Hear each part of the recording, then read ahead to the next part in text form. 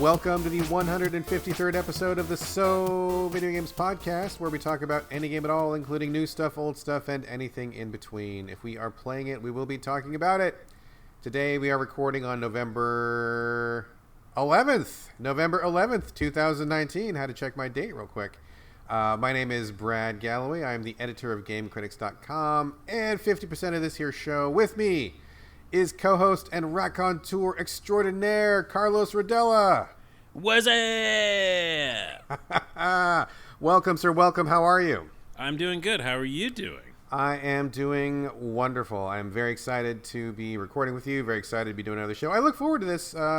It's like one of the high points of my week. I really enjoy doing the show, and I'm really happy to be doing it with you. Oh, yeah, and I love talking about video games, so it works out fine. It does work out. It's so weird that we're both here to talk about the same thing, which I think we should probably get to. But before we jump into this week's games, just going to take a minute here and say that by popular request, Banter is back with this episode. We took it offline for a while when we were rebooting the show, but a couple of people have said, hey, where's the Banter? I love the Banter. I want the Banter back. We hear you. It was just kind of a momentary pause while we were kind of recalibrating, but I think that Carlos and I have found a little bit of a groove, so we're happy to bring it back. We will have some banter. It may not be like, an hour's worth of banter, but we'll have some banter at the end of the show, where it usually is. Also, even more good news, the show is returning to weekly format. Yay! Balloons, streamers, confetti. We went to bi-weekly, or I guess I should say I went to bi-weekly to kind of help with the transition after Corey took his hiatus from the show.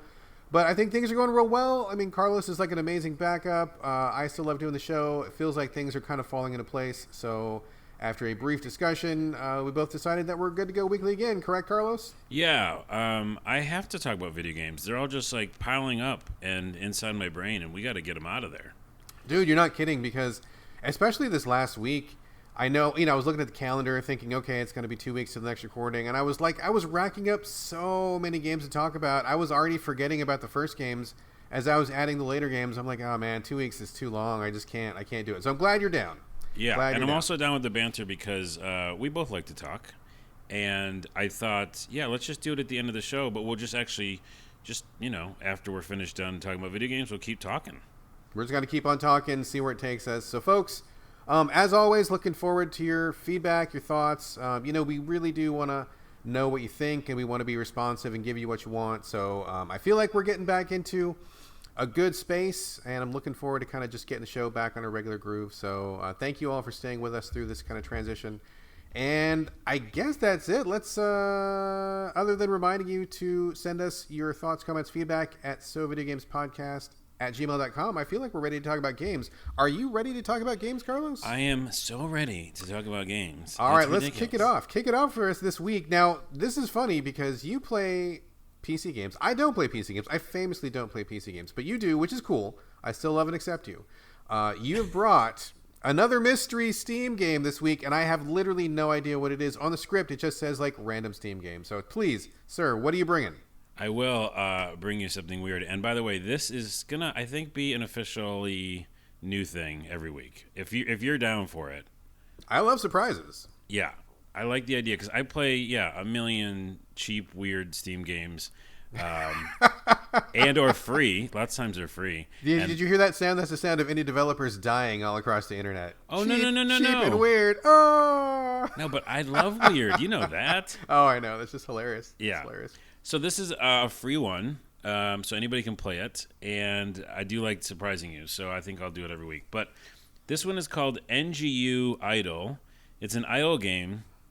I don't know if you can pronounce that, NGU, but I'm guessing... What is an idle game? What is that? Do you not know what an idle game is? I mean, I'm assuming it's about a Japanese pop star, but what is that? Goodness. I don't know what an idle is. I know what we're talking about. This podcast is going to go very long while I explain this now. Oh, no. We've already fucked it up when this is the first game. We have fucked it up. Okay, hold on. Let me give you a quick synopsis. Okay, yeah, please do. NGU, by the way, I think is Never Give Up. I don't know why you called it that. I'm guessing it's Never Give Up.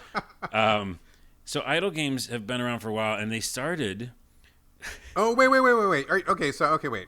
You're saying IDLE, right? That's what I'm saying. Okay, in my head I heard IDOL, and I immediately think Japanese pop star. It's like I was glad I didn't have to do a history lesson. Okay, no, we're good. I just like they sound the same because English is like a trash language, right? So I couldn't tell which word you meant, and it took me a minute. We're speaking trash language right now. So we're so trash. I'm with you. Okay, I'm sorry. I'm with you now. It's Idle. IDLE. As in not active. Okay. Yeah, gotcha. These games are where you just kind of lightly click and lightly check in on things, and they're just always going and doing something. And they were originated from the cow clicker, which Google cow clicker, and you'll find out how that all started. So it's made by 4G, which is pretty much, I'm sure, just one guy. But he calls himself 4G.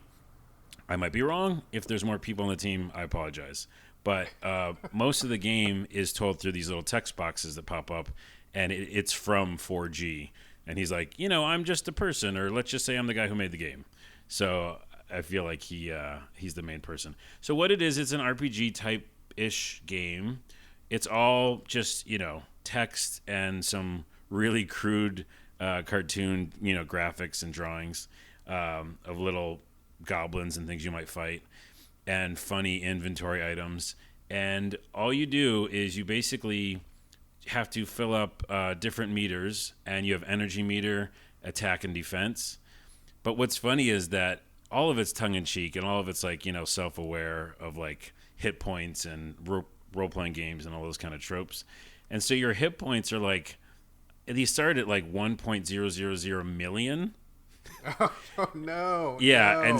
and so right now I think I do numbers like that. That is crazy. It's crazy. It hurts your brain. And right now I think I have like 55.0032 million hit points. But it doesn't really matter because then like you meet a mouse, and like the mouse has like 585,000 hit points, and you're like, what? Am I better? You get very confused. He's joking about all of it, but there definitely is math behind it, and you're basically just training. So you're basically training your character and getting all your numbers up. Your energy up, your attacks up. You get new attacks instead of like, idle attack, which is just you sitting there attacking. You get regular attacks and strong attacks, all that stuff. Then you get defense and blocks. And it starts to get like interesting on which ones you want to, put points into, because basically every second the game keeps adding points to things. So you just have this giant like skill tree, and like the game just itself is like are you saying just like every 1 second you're getting like 10 points or 100 points or 1,000 points? Yeah, and so you're just like randomly like, oh, I'm gonna put this in here, I'm gonna put this in strength, and I'm gonna put this in defense, and like that kind of thing. Yeah, and it's actually simpler than that. It's just attack, defense, and then there's just different types of attacks and defenses, like blocks and heals and all that stuff. And it's just literally a plus and a minus sign. So you're just like going like, okay, I'll allocate this much to this, and it just keeps going. And so that's the first part, right? Not super fun. But the fun part is the writing. It's so smart, and he's so funny, and it feels like Zork or Hitchhiker's Guide to the Galaxy or something. Okay. And so the first boss you see, because you fight bosses, and then there's adventure mode, and I'll tell you about adventure mode in a minute. But the main one is training, which is just like allocating your stuff, and then fighting bosses. So the first boss is like lint, it's like a piece of lint. Lint, like from your pocket? Yeah. And then at some point, it's like sewage, and then like you fight the sewage, and it says the sewage retreats from your onslaught of attacks. Either that or it just kept floating by in the river. Probably your attacks, though. So he's joking like all the time. And what's crazy is that you go through so many of these bosses, in quotes, and he has writing for all of it. You know what I mean? Yeah. So how many are you fighting bosses like like at a random interval, like every 30 minutes or something? Or like when you log back into your... from being idle, is there bosses lined up waiting for you, or how does it work? Bosses are always available, and there's 3 modes. I should have said this in the beginning, but 3 modes are training, the bosses, which you choose to fight whenever you're ready, and then the adventure mode. So to finish up the bosses is basically just explaining that there's a button that says fight boss, and you click it, and if you beat him, you go to the next one, and it just has funny writing. Like I met a mouse, and it's like he was like trying to talk to me, and then the messaging was like, no, remember, you're supposed to kill everything, and then you kill it. Cute little mouse. So that's what the boss mode is, and again, it's just kind of I do it because I want to hear the funny text. And then the adventure mode is really interesting, where you don't have all those millions of hit points anymore. You just start with like 50, and you have to actively fight the things you find in the like sewers or wherever you're going in this text adventure. And so when you actively fight, you're clicking buttons now, and there's cooldowns. And when you do that, it's not easy. It's like you're not like the strong ass, person you built yourself up to be. And I'm not sure why they separated it, but in that mode you win inventory items, and then you can get a bunch of loot and actually see really funny loot items, which again is why I play this game, because I'm trying to see all the weird things that are in it. So that's the general loop. It's just super simple to have in the background. If you know idle games, you can like set them up for like a few hours and just kind of get ahead real quick. But it's just I playing it because the text is so ridiculous. It's always up on my computer. Couple of questions for you. So you set it up and then you go do something else, and then when you come back, and is there just like a bunch of stuff waiting for you? Like all you're doing is like you're checking in, assigning the points, checking that out, and then leaving and coming back like in an hour or two, right? Yeah, and I don't even have to do that. Like, I mean, it's pretty easy from the beginning that you can just get through a bunch of bosses. They call them bosses. I mean, the first one was Lint, then there's a stick, and then there's like, small mice. But then you get to goblins and stuff like that, and it's a little difficult. But, I mean, I just do it when I want to hear some funny stories, and I allocate stuff a little bit, but I'm not, like, caring too much. Right.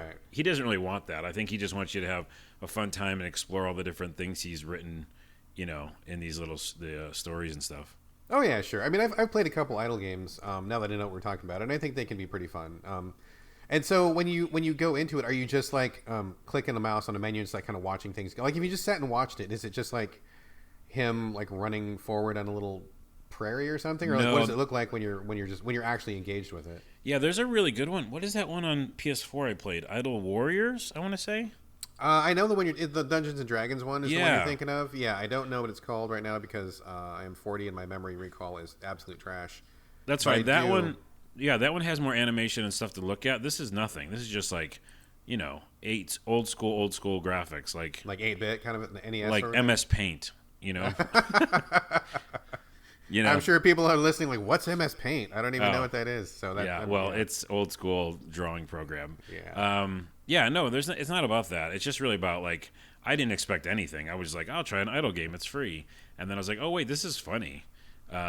So yeah, I set it up, I queue it up, I get a bunch of points, I come in and I fight some new bosses just to hear some weird new text. So sounds good. What is the title of this again? NGU Idle. And that's IDLE. IDLE. Very important to make that distinction. Yeah, there you go. That's your weird Steam game. Excellent. Does sound weird. Sounds good, though. And you said free, right? Mm-hmm. Hard to beat free. Okay, cool. Let's move on. Before we move on, folks, I want to just apologize. Now that we've started podcasting, I am noticing I have a little tickle in my throat that is not going away, and it makes me want to cough. And I am resisting with all my might the urge to cough, but it may happen a couple times during this podcast. If you hear me coughing, I am sorry. I will try not to do it in the microphone. I was fine. It's our bodies, meat space, dude. Yeah, we're here. I was 1,000% fine before the podcast. I think I'm just in a dusty room, and it's triggering my... Anyway, whatever. If you hear me gasping for air, please call 911, Carlos. I will do that. Thank you. I'm going to be talking about Raging Loop, which just came to the Switch. It was brand new when I wrote it down on the script 2 weeks ago, so I guess it's been out for 2 weeks. It is a visual novel from Japan. Are you familiar with visual novels, Carlos? I am. Okay, so this is an interesting one. I'm not the biggest visual novel guy, but every once in a while one will really grab me and I'll kind of get sucked into them. But I don't play a lot of them in general, and the reason for that being is that most of them are really, really overwritten, and a lot of them require you to play through the game like 10 times before you actually get like the true ending, which I think is asking way too much. Really? Most of them do that? That is so common. When I find one that only wants you to play through it once, I like celebrate because I just don't have time to play a game 10 times, dude. I don't. I don't even want to. I didn't know that part about them, actually. Yeah, that is very, very common. So this is one of those, you got to play it 10 times to finish it. But there's a lot of cool things that happen, and I think structurally, it's actually really interesting. So the basic story is you are a guy on a motorcycle. You're going through the mountains of Japan. I don't know what you're doing. You're trying to get from point A to point B. You take a shortcut or something. You end up wrecking your bike, and when you wake up, you're in this like really super isolated village in the Japanese mountains. And there's one person who's pretty normal, but the rest of the people in town seem like they're kind of weirdos. And they're like, yeah, you got to get out of here. It's not cool for you to be here. We don't want you here, etc., etc. But you can't leave. And basically what happens is, on the very first night, a giant werewolf comes in from the forest and just rips you up and you die. Takes you like maybe 10 minutes and you get killed. And so the game is like, okay, you died, but this is a visual novel where you got to play it 10 times. And what we do is we have a structure in the menu where you can see the different branches of each story. And if you do certain things, you can earn these keys, which let you go back, replay the game, and open a new branch once you get that key. So like, for example, I died by the werewolf and it gave me like the werewolf key. So it's like, okay, you died, but the next time you get to this junction, instead of dying, use this key and then the story will branch in a different way. So I think it's kind of cool. I like that key system. It's fairly similar to what other games have done in the visual novel genre, but it's very overt about it. Like, I think the structure is very simple to understand. It's very approachable. And I think for people, like me who only play a little bit of visual novels and are not like super pro on them, being so clear about where to see new content and where to take a story branch is really welcome. So I like that a lot. And also, wait, are you dying a lot then? Yeah, you die pretty often. I didn't finish the game because it's actually pretty long, and I did not have the time to get through it because I had a bunch of other things. But I liked what I saw, and I think that the structure is really cool. And I do want to find out like what's behind all the werewolves and stuff. But it's pretty cool. Like, it's got a little bit of a Danganronpa feel. Later on, there's supposed to be some kind of a detective mode where you kind of figure out, you try to figure out who the werewolf is by using deduction and clues and stuff like that. But so far, I really liked it. I just jumped into it for a little bit, so I'm giving kind of a quick take. I don't have a real in-depth view on it, but I like the system. I like the idea. I like the concept of being, in a village and trying to find out which one of the villagers is a werewolf. And it seems pretty cool. I just want to give a shout out to Raging Loop. I'm probably going to check more of it out once the fourth quarter madness is over. It's kind of wearing down a little bit. There's a couple big games still to come, but once things are clear and quiet, I'm probably going to come back and hit it again. But yeah, it sounded when you first said dying, like early on, I thought of like it's the Dark Souls of visual novels. But I do like that mechanic a little bit because when you first said like you had to try it like 10 times, I was like, I don't want to do like a whole long story and then just I got the wrong ending and do it again. You're saying that's what some of them are? That is what some of them are, and that is not what's happening here. They're very understanding about that, which I think is really what makes it so notable. Is like you can go back into the menu. Like, let's say you die like in the middle of the story, right?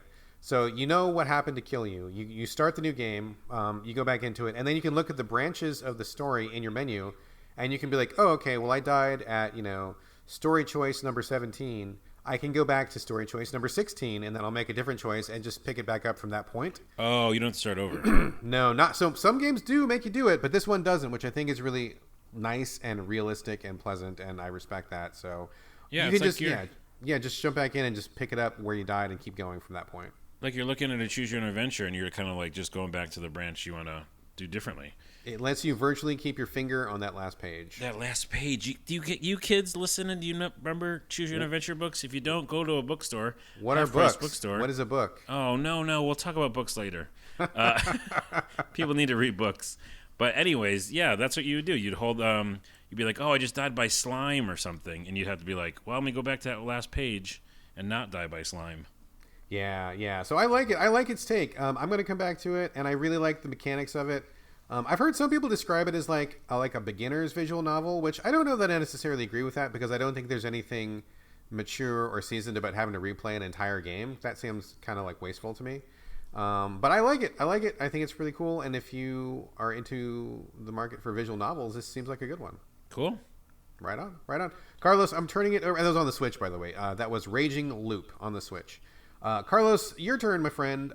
This one is actually one I'm very curious about. I know you're bringing a quick take, but I want to hear everything you have to say about Indivisible. Indivisible. Yeah, I was going to bring this up a couple episodes ago, and I either forgot or just got, like us, playing a million games. It's by Lab Zero, who did Skullgirls, which was a beautifully hand-drawn kind of fighting game. And one of my friends at work is, like, addicted to playing it all the time. Lab Zero, it is kind of like Valkyrie Profile in the fact that it's 2D, side-scrolling, and action RPG. Slight turn-based in the fact that you have cooldowns, and it's also a platformer. So basically, you play as this girl named Anja. I always mess it up. Ajna? I think it's Ajna, actually. And it's really fun writing, and she is, rebellious against her father. It's a lot of classic RPG type tropes. And her father's like, "You've got to learn how to fight." And she's like, "No, I don't. I'm going to go over here." And then this is exactly how it goes. And are you reading from the script right now? Yeah. No, I'm going over here. And they're like, "Yes, sign off on it. Disc is gold." Anyways, who needs editing? Just go ahead. Who needs editing? Push publish. And then he goes to the town, and of course, the town burns down. Spoiler, by the way, but this is the first second of the game. And classic RPG, everything's gone. What happened? And yeah, your dad dies. It's the first thing in the game. So you've got to figure out what to do. And what's so weird is the killer. I'm pretty sure, it's the killer of your dad. He's there, and you fight him or whatever, and you basically put him inside your head. And you're like, "Whoa, how do I do that?" That's a perfectly logical move. I think that's exactly what I would do if someone had killed my dad. I'd be like, "Yes, I want you inside." Why do they do that? What happens? What is that logic? So the whole idea is it's kind of like Suikoden or something, where you collect, companions. And so you're collecting these people to help you battle later on. And he's the first one that you collect, and they all have different abilities, et cetera, et cetera. And they kind of go in a limbo state in your brain, and then when you're ready to fight, they come out. So then the actual gameplay is you as Ajna running around doing platforming, and then when you get to a battle, whoever you have selected, who's in your party, will come out and fight with you. I just thought it was weird that the first one you get is the guy who killed your dad. I'm like, no. It just doesn't make sense to me, dude. Yeah, it literally made me, something so small like that can throw me for a loop, because I'm like, I want to be in the story, and that wouldn't happen. But they joke about it, and she's like, I want to destroy you. I don't want you in here, So she's saying she doesn't want him in there, but for some reason he's in there. I don't know why they did that. But the good news is this. Quick take. You meet a lot of fun characters. And I am bad and didn't write anything down of people's names. But one of the characters, we don't do that kind of thing here. So video games, we do no research, we take no notes. That's not how this goes. So there's a girl you collect at some point who's just apathetic and jokes about everything and kind of doesn't really care much. And she just always points foibles out and kind of pokes fun at people. And she is so fun to listen to. So whenever she, has a hot take, as you would say, on something, I'm loving her writing. And then, basically the interesting part of the game is you platform, right? And you're running around platforming. When you see the enemies, they're on screen, not random encounters. You see them, and you run into them, then it's going to turn into a battle. It turns into a battle right where you are, right? So that's kind of an interesting idea where, the background looks exactly like the background, right? Because it doesn't go to, a battle scene. So what happens if you're so I'm trying to wrap my head around this. So it's a 2D thing and you're running around and you're platforming. So what happens if, I don't know if this is possible. What if you're on one side of the platform and the enemy's on the other side? Are you able to fight? Does somebody fall into the pit? Is that even a factor? I heard on a podcast of someone talking about this that can happen. I haven't encountered any weirdness yet, but I guess because they built that system, there's definitely bugs in it, right? So okay. I haven't encountered it at all, and usually when I'm about to take on a monster or whatever it is, I look for an open area. I'm kind of mindful of that. I don't think you have to worry about that, but I think it might happen here and there. Okay, all right. Interesting. The biggest problem I have with it, though, I have one big problem. I really enjoy the artwork. I like the writing, and I actually like a lot of the characters that she puts inside her head. But my main problem is the action itself of the RPGing. It's real time with those cooldowns. So essentially, your character, let's say, is mapped to X. I'm playing on PS4. Okay. And on one button? On one button, right? Oh, okay. So, wait a minute. I wasn't sure what you were referring to when you were talking about Valkyrie Profile, because that is a pretty old call out, but I have played it. So you're saying, if I understand correctly, that one character is mapped to each button. So, like, let's say you push X and that's your character. You push square, that's another character. Yep. Okay, and they just have the one ability, or how do you change? They have multiple button presses. So you have combos, essentially. Like if you hit X, it shows like underneath your character, like 2 X's, right? So if you hit both of them together, something will happen. If you get to run them all off at the same time, you get a combo. There's just different types of ways you can attack. And then everybody can also defend. But the thing is, and this is why I put it down for a little while, is that the enemies, when they're fighting you, you can block them. And you can do a group block by pushing L1, which means everybody blocks, and that's pretty helpful.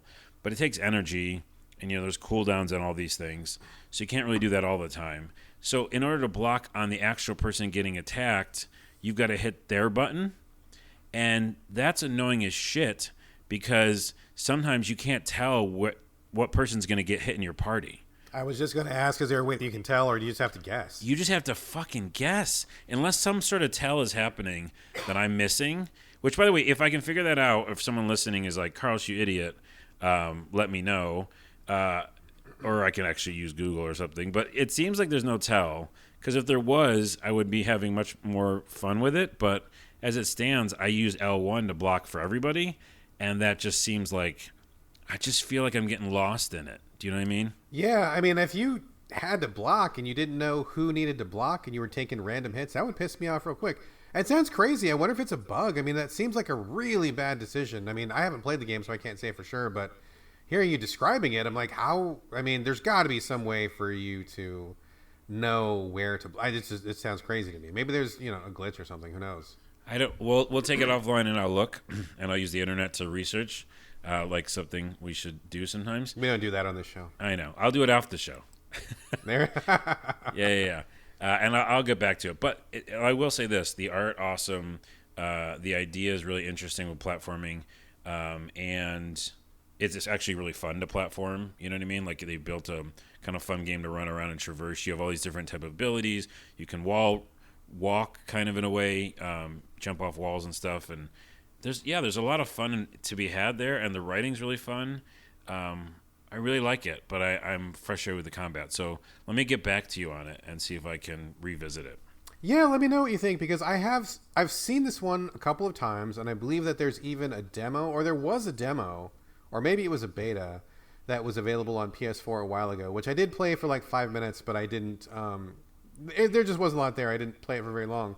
But it got enough to kind of get on my radar and keep an eye out. But, I mean, that kind of sounds like what you're describing is kind of a serious problem that I don't think that I would want to put up with for very long. So, yeah, I mean, check it out. Let us know how that shakes down on the next show. And it's still something I'm looking at, but I'll wait for further info. Yeah, I'll give you some more info. Indivisible, PS4. I like it quite a bit, minus the weird attack defend thing. So let me see if I can figure it out.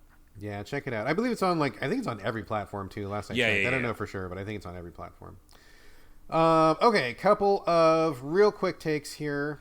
First one is Reventure. Have you heard of this one, Carlos? I haven't. This is a weird one to me. So this is a 2D pixel-based side-scrolling indie game. Graphics are very basic. Like I think your main character is like 6 pixels or something. It's pretty basic. But what happens is it kind of starts out like a Zelda-like game where you're supposed to go to rescue somebody, and you get a sword from a guy in a cave, etc., etc. But the thing about Reventure is that almost everything you do has a consequence, and there's like an ending. So the hook of this game, excuse me, I'm like choking to death here. Don't the hook joke. of this, I know, I'm trying not to.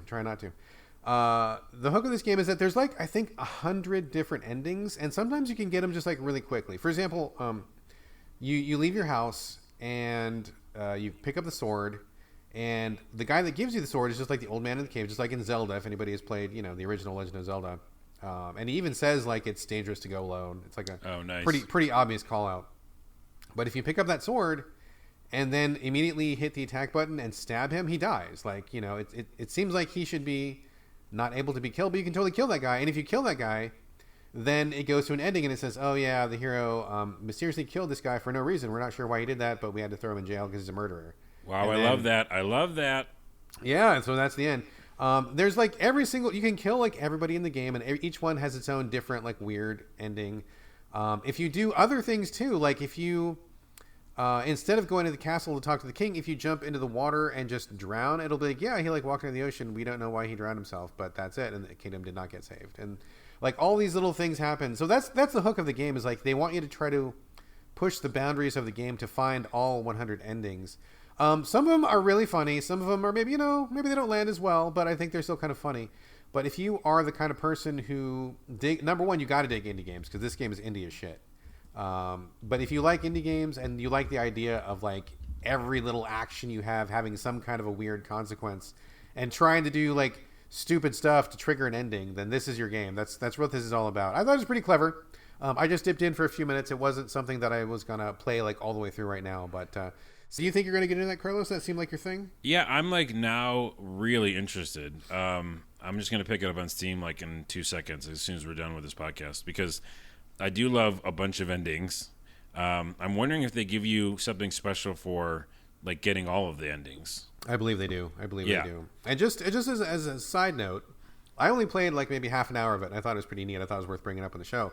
But Dan Weissenberger, one of our core Game Critics writers, he said that it's like very like in the running for his game of the year. He loved this game like more than anything else he's played. And also Mike Susky, who is also one of our writers, he just turned in a second opinion for the Switch version, and I believe he gave it almost top marks. So yeah, we have some picky people. We have picky people at our site, and both of these guys really love this game a lot. So just heads up on that. That is high marks on both of them, and that's making me really interested. I'm going to get it right after we're done with this podcast, because I like the graphics. I'm looking at them now. I love simple stuff, and this looks like a game that I would make. I mean, it looks like a game that anybody could make, honestly. Oh, I know, but it's... Zing! No. Okay, what I was going to say, our audience might not know, but I make 2D games, and I love making them, and I'm working on my third at some point here. And I think you're giving me the cough. How'd you do that? The internet, dude. I don't know. It's weird. Transition. Maybe it's like there's a dusty morning. I mean, this is definitely something up my alley. It's something that I would make. I love humor, and I love being able to do like, no NPC is safe. Yeah, dude, nothing is safe in this game. Oh man. Okay, let's. I'm gonna get it as soon as we're done here.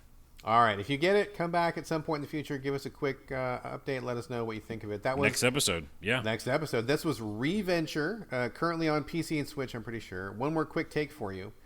So, Carlos, I love a sale. I love a good sale. I check almost all the stores at least once a week just to see what's cheap on sale, because I hate paying full price for a game. I do. I know that maybe that's not a popular opinion. I know that maybe developers are frowning to hear me say that. But, you can't buy all the games. Like, no one... I mean, some people can. Well, wait, hold on. Let's just pause here for a second. Yeah. Let's do a So Video Games moment. Let's take a moment. Okay, so, I have the optimism, you have the pessimism. Let's just put that out there.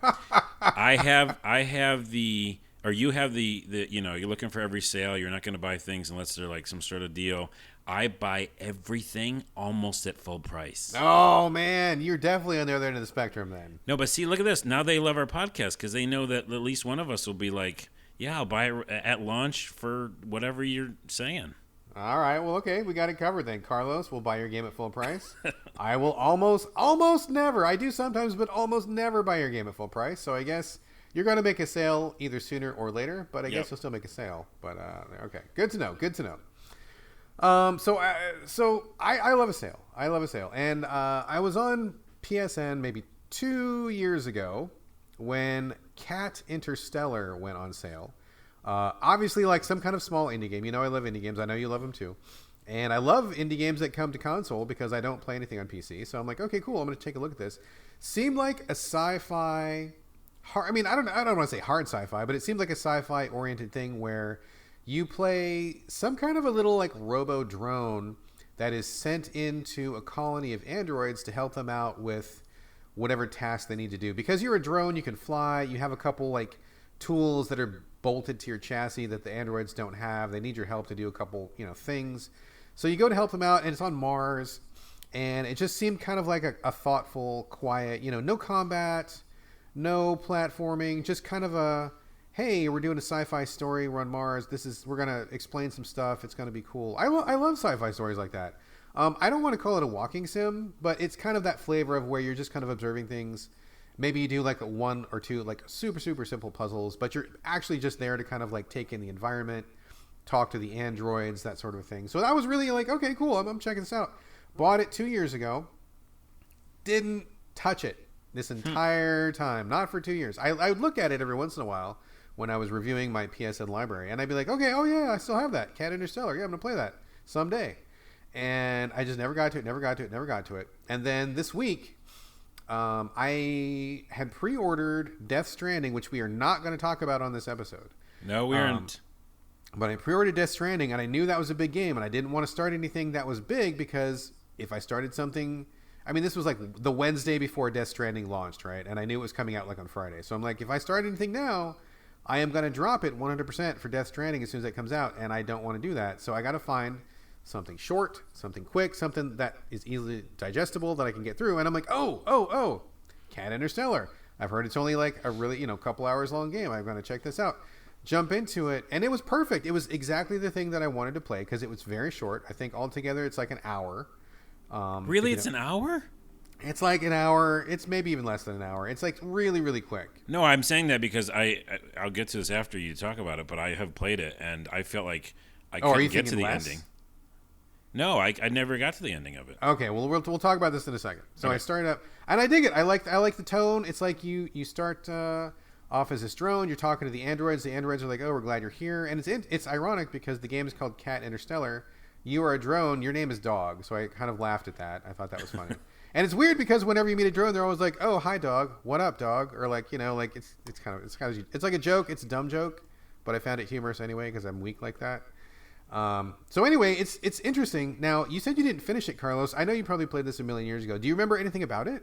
Yeah, I just basically made a YouTube video of me like fucking with all physics and like putting the robots like on rolly things and making them roll all around, and you can like do some really crazy things. I don't think maybe that's why I finished it or didn't finish it, because I just had fun with the physics. Because there were definitely kind of like light physics in this game, so yeah, it didn't catch my attention enough, like what was the task at hand, Yeah. So because of that, it turned quickly into me putting like rolly things and boxes underneath all the robots, and literally I figured out how to move them, like move them around where I wanted them, so that I just started putting them up in the ceiling and stuff, and I'm a bad person. I saw your video, which was hilarious, and I think what happened was the people who make this game, I think it's probably just like one guy basically, or like one guy with like a little bit of assistance. And so here's what happened. This is kind of a weird story to tell, but so I play the game, and so basically the story is you're on Mars. Something goes wrong with this like colony of androids that are there. They're supposed to be terraforming for people because Earth is in trouble because global warming, because of course, right? And so you go to fix this thing. As you go down underneath the surface of Mars, and this is not a spoiler, folks. This game is like 45 minutes long. I think I'm doing you a service by telling you this. You find like these like ruins that are from like a Martian civilization, and so you're kind of exploring it. And as you go through, you get to the end of the ruins. A rock falls. You get crushed and killed, and then the screen cuts to black. And then it changes. You are a literal kitten. What? You are a literal kitten on Earth. You're walking through some hallways, and the Earth is frozen. You look out a window, and you see the Statue of Liberty, and then the game ends. Like, the game is over. What? And that's exactly what I said. I'm like, what just happened? What the fuck is going on? It just, roll credits, done. So I didn't understand what happened. We didn't meet the aliens on Mars. There was no resolution. I wasn't sure if I was even dead. What happened? Why am I a kitten? What is this kitten? Why am I looking at the Statue of Liberty? I didn't understand any of that stuff. So I jumped to the internet. And a million people are like, fuck this game. This game has no ending. This ending is crazy. So I think what happened was, I believe the period when you were messing around with the physics was an earlier build of the game before there probably even was the story to be finished. And so it makes perfect sense that you would do the physics, because that's really what that guy was working on at that time. I went to go look at one of his dev blogs, and he's like, oh, here's the physics and all this stuff, which I think is different in the version that I played. It doesn't seem the same. Huh. So You probably played it before it even had a story and you were messing around with the physics. I played the quote-unquote final version, which looks very much to me like he either got a job and decided to not finish the project, or he died, or something happened. Oh, well, let's not say that. I mean, I don't know what happened, but something happened, and this game is just clearly not finished, and he just, like, stuck credits and then called it finished and pushed it out to the store. So, You know what it sounds like? It sounds like a Dreams game. A Dreams game, yeah, maybe. You mean the upcoming PS4 design your own game thing? Not upcoming. It's been out forever. Is it out? Yes, I've been playing it. Are you serious? It's I've been out? playing it for like 6 months or something. Wow, I heard that was coming, and I have heard literally fuck all about it in this whole time. I was doing like videos on YouTube of me just playing games. Weirdly enough, one of them was you were a cat, which is funny. There's these short experiences, and that feels like what you just described. You could have knocked me over with a feather, because I had literally no idea that game even came out. I thought it was still coming out. That is zero impact in my game circles. Well, you knocked me over with a feather on your ending to that Cat Interstellar game, because there's the cat, by the way, in the name. It made no sense, and the game's clearly not finished. I guess he just dropped it and just moved on. Maybe he got a job, or maybe he got married, or who knows what. He just got bored with it. Something happened. The game did not get finished. Let's find him. Let's find him and find the answer. I tried, dude. You can't find that guy. Oh. There's no way to contact him on his dev blog. There's a couple of people who interviewed him, and you can't find any links. I found out what his name was, and I don't remember what it is at the time, but I searched his name 7 ways from Sunday. I put out a call on Twitter. I'm like, does anybody know this guy? Is he working for anybody? Is he still in the industry? Crickets, dude. Fucking crickets. Hey, we had this podcast, so if you're listening and you know who made that, and you can get a hold of him, hey, have him reach out to us. Yeah, I'm not mad or anything. It's not like I want to yell at him. I just want to find out what happened and, like, what was his ideas for the rest of the story? Why did the game not get finished? I mean, I was really digging it up until this, like, really super, super weird and abrupt ending. So I was down with what he was doing. It just was so weird that it just died like that. So. It's like a mystery. We can do it like, people like the mystery podcast nowadays, Brad. They do. So this is going to be like the new serial podcast where we're going to see what happened to this guy. We're going to go talk to all his family, all his friends, go to the town where he lived, we're going to eat at the restaurants where he liked to be. You're doing a lot more than I was expecting. That's a lot of work. I meant more like, we'll just do a check-in, like sound effect, Cat Interstellar. Where is he now? Yeah. And then we'll give an update. Well, if anybody listening out there knows the guy who made Cat Interstellar, or if that is you, please contact us, because I could not find this guy. He just vanished on the internet. That's kind of one of the reasons why I said maybe he died, because there's no trace. Couldn't find him on Twitter, couldn't find him through any Google search, couldn't find him anywhere. No one knew him, so I don't know what happened. But anyway, I'll do research. Yep, we'll do research. Anyway, Cat Interstellar, I think it's still on PSN for a couple bucks. I think it's on PC. I mean, it's interesting. If you have $1 in an hour, check it out. But I mean, don't come to it if you want a story that ends. But anyway, let's talk about a different kind of cat. Let's talk about Cat Quest 2, Carlos. What's up with Cat Quest 2? Yeah, let's talk more cats. I love cats, and I love Cat Quest, which I played and beat. I'm in the business of beating games, by the way. Also, I really is that your business, and is business good? It is good. I really do want to know what this kind of final, resolution or experiences for games, which we'll get back to at some point in a future podcast about Death Stranding. But Cat Quest 2 is more Cat Quest. If you didn't ever play the first one, it's a top-down view, isometric, of little 2D graphics of cats and cat bad guys and a lot of cat stuff, and it's an action RPG, so you run around. There's an overworld map. You can fight enemies there, a la old school Zelda, and then you can also go into dungeons and fight enemies there.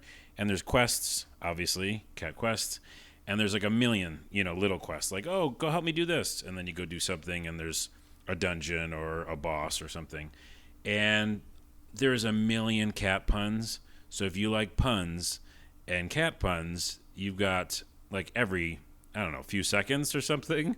Most of the characters you talk to, do things like, can you go get this for me, please, instead of please. Yeah. And then they call you your Meowjesty. I mean, there is just a million cat puns. which is scaring Brad. But the thing that I love every time, and it doesn't get old to me at all, is that usually when you're reading these texts, like if something bad happens or like shocking or rude or whatever, there'll be a little meow sound effect, but like, you know, it'll be affected on like how the cat feels. So if it's like something startling, it'll be like meow. Or if it's like, you know, they want something out of you, they're like meow. So I can't get over it. Brad, I'm simple. Do you feel like they took cats into the studio and got like actual cat sounds recorded? No, not at all. No, Is it the developers making cat sounds? Yes. Yeah. It's just funny the way they do it. It's like if you were watch a cartoon with cats in it, you know, like what they think like a funny cartoon cat sound would be. But I'm telling you, I play this game almost just for those sounds. Like I keep waiting for a new text dialog window to pop up and see how they utilize it. I won't go into it more than that, but it's funny. Like mechanically, tell us a little bit about this. Like, what does it look like, and is it like like a JRPG sort of a thing, or is it like a action platformer? Or like, what does the action feel like, and what does it look like? Yeah, so it's just action. Like I said, like isometric top-down view, Zelda. You know, old school Zelda. Okay. Right. I gotcha. Link to the Past, running around, hitting things, and you know, be careful about what you're attacking, because this overworld is massive, right? And you can go anywhere at any time. That's that old school style where you can do, you know, any area you want to, but the enemies are definitely leveled. So you don't want to get into this weird forest with all these higher level creatures, because you will just die quickly. So there's a couple of mechanics I want to talk about. One, you definitely have gear, so you can get gear by finding it in chests and stuff like that. And you also are two people in this one. So the original Cat Quest, you were just a cat. This one, you're a cat and a dog. And there are definitely dog-type creatures in this world. It's co-op, so you could do it as co-op or it's AI for the other player. And so I'm just playing with, you know, the AI. And the AI is smart enough. It's such a simple game. It's like attack, roll, use magic. Attack, roll, use magic. And there's magic in the game. So you meet these mages early on, just like in the first game, actually. And they teach you magic, and there's a little magic hut. You can go upgrade your magic. And there's healing magic, there's attack magic. And also all the gear does different things. So some gear is for adding strength, some's for adding health and defense. So you have to, like, you know, have different builds if you want, and different magic abilities. And all the magic is like tied to certain buttons. So you can do many types of magic right away. Like I can attack and I can also heal. I don't have to, like, you know, have that a loadout. It can be at the same, just map to a different button. So essentially you're just rolling around the overworld map, looking for quests, fighting monsters along the way to get gold, and, you know, just kind of getting your skills honed. And then you see caves everywhere, and all the caves have simply a level on them. So you're never, like, confused if you should go down there. Just like a big number right above the cave Yeah, entrance? it says level 10. And you're like, okay, well, I can't do that yet, but when I get level 8 or 9, I probably can. And yeah, you can kind of beat things that you shouldn't beat, you know, a couple of levels up higher than you, if you know how to roll and dodge. And the number one thing about this game is rolling, and it was in Cat Quest 1 as well. So most enemies do like area of attack. So they'll do AoE attacks right around their body, and those are like timed. So you'll see them like jump up in the air and like slam down, and you'll see like a red ring around them. And that's obviously your damage ring. So you want to like attack, get in, attack, roll away. Get in, attack, roll away. And that's your main mechanic until you upgrade your magic better. And then magic is pretty, you know, massive in this game, and you can't not use it. So this isn't like, I'm going to be a melee build, which is what I always do. You have to use magic all the time. So it's the mixture of melee and magic and picking different loadouts. And then, yeah, just it's such a good game to play for 5 minutes, 10 minutes, half hour, and then just put it down. So that's why I love it so much. It was the first one was the same way, and I ended up beating it because I just kept going back to it and playing like 30 minutes at a time. And it's just really fun, man. You said you finished this one, right? Cat Quest 2, you finished it? I finished the first one. I didn't finish this one. Oh, not the first. Okay. I mean, yeah. Is this the kind of thing where it's like, you know, like 6 hours, 8 hours, like a good weekender, or is this more like, is it like much longer than that. Like, because it sounds, cute enough and stuff, but I don't know. You're not describing anything to me that sounds like I would want to sink like 40 hours into it. I mean, is it that scope it's not 40 or like hours. what? Not that long? Okay. Yeah, I think I can't remember the first one because see the thing is I played it in these short bursts, so it wasn't like I could tell. You know what I mean? Like old school RPGs or something more heavy duty, I would think about how much I'm playing it. But yeah, I think 15, 20. I mean, it has a lot of quests. Okay. But again, it doesn't feel like 20 if you're like taking it in slow little chunks. So right. Okay. it's just funny too. It's funny writing and the little cat sounds. I mean, I'm a sucker for cats.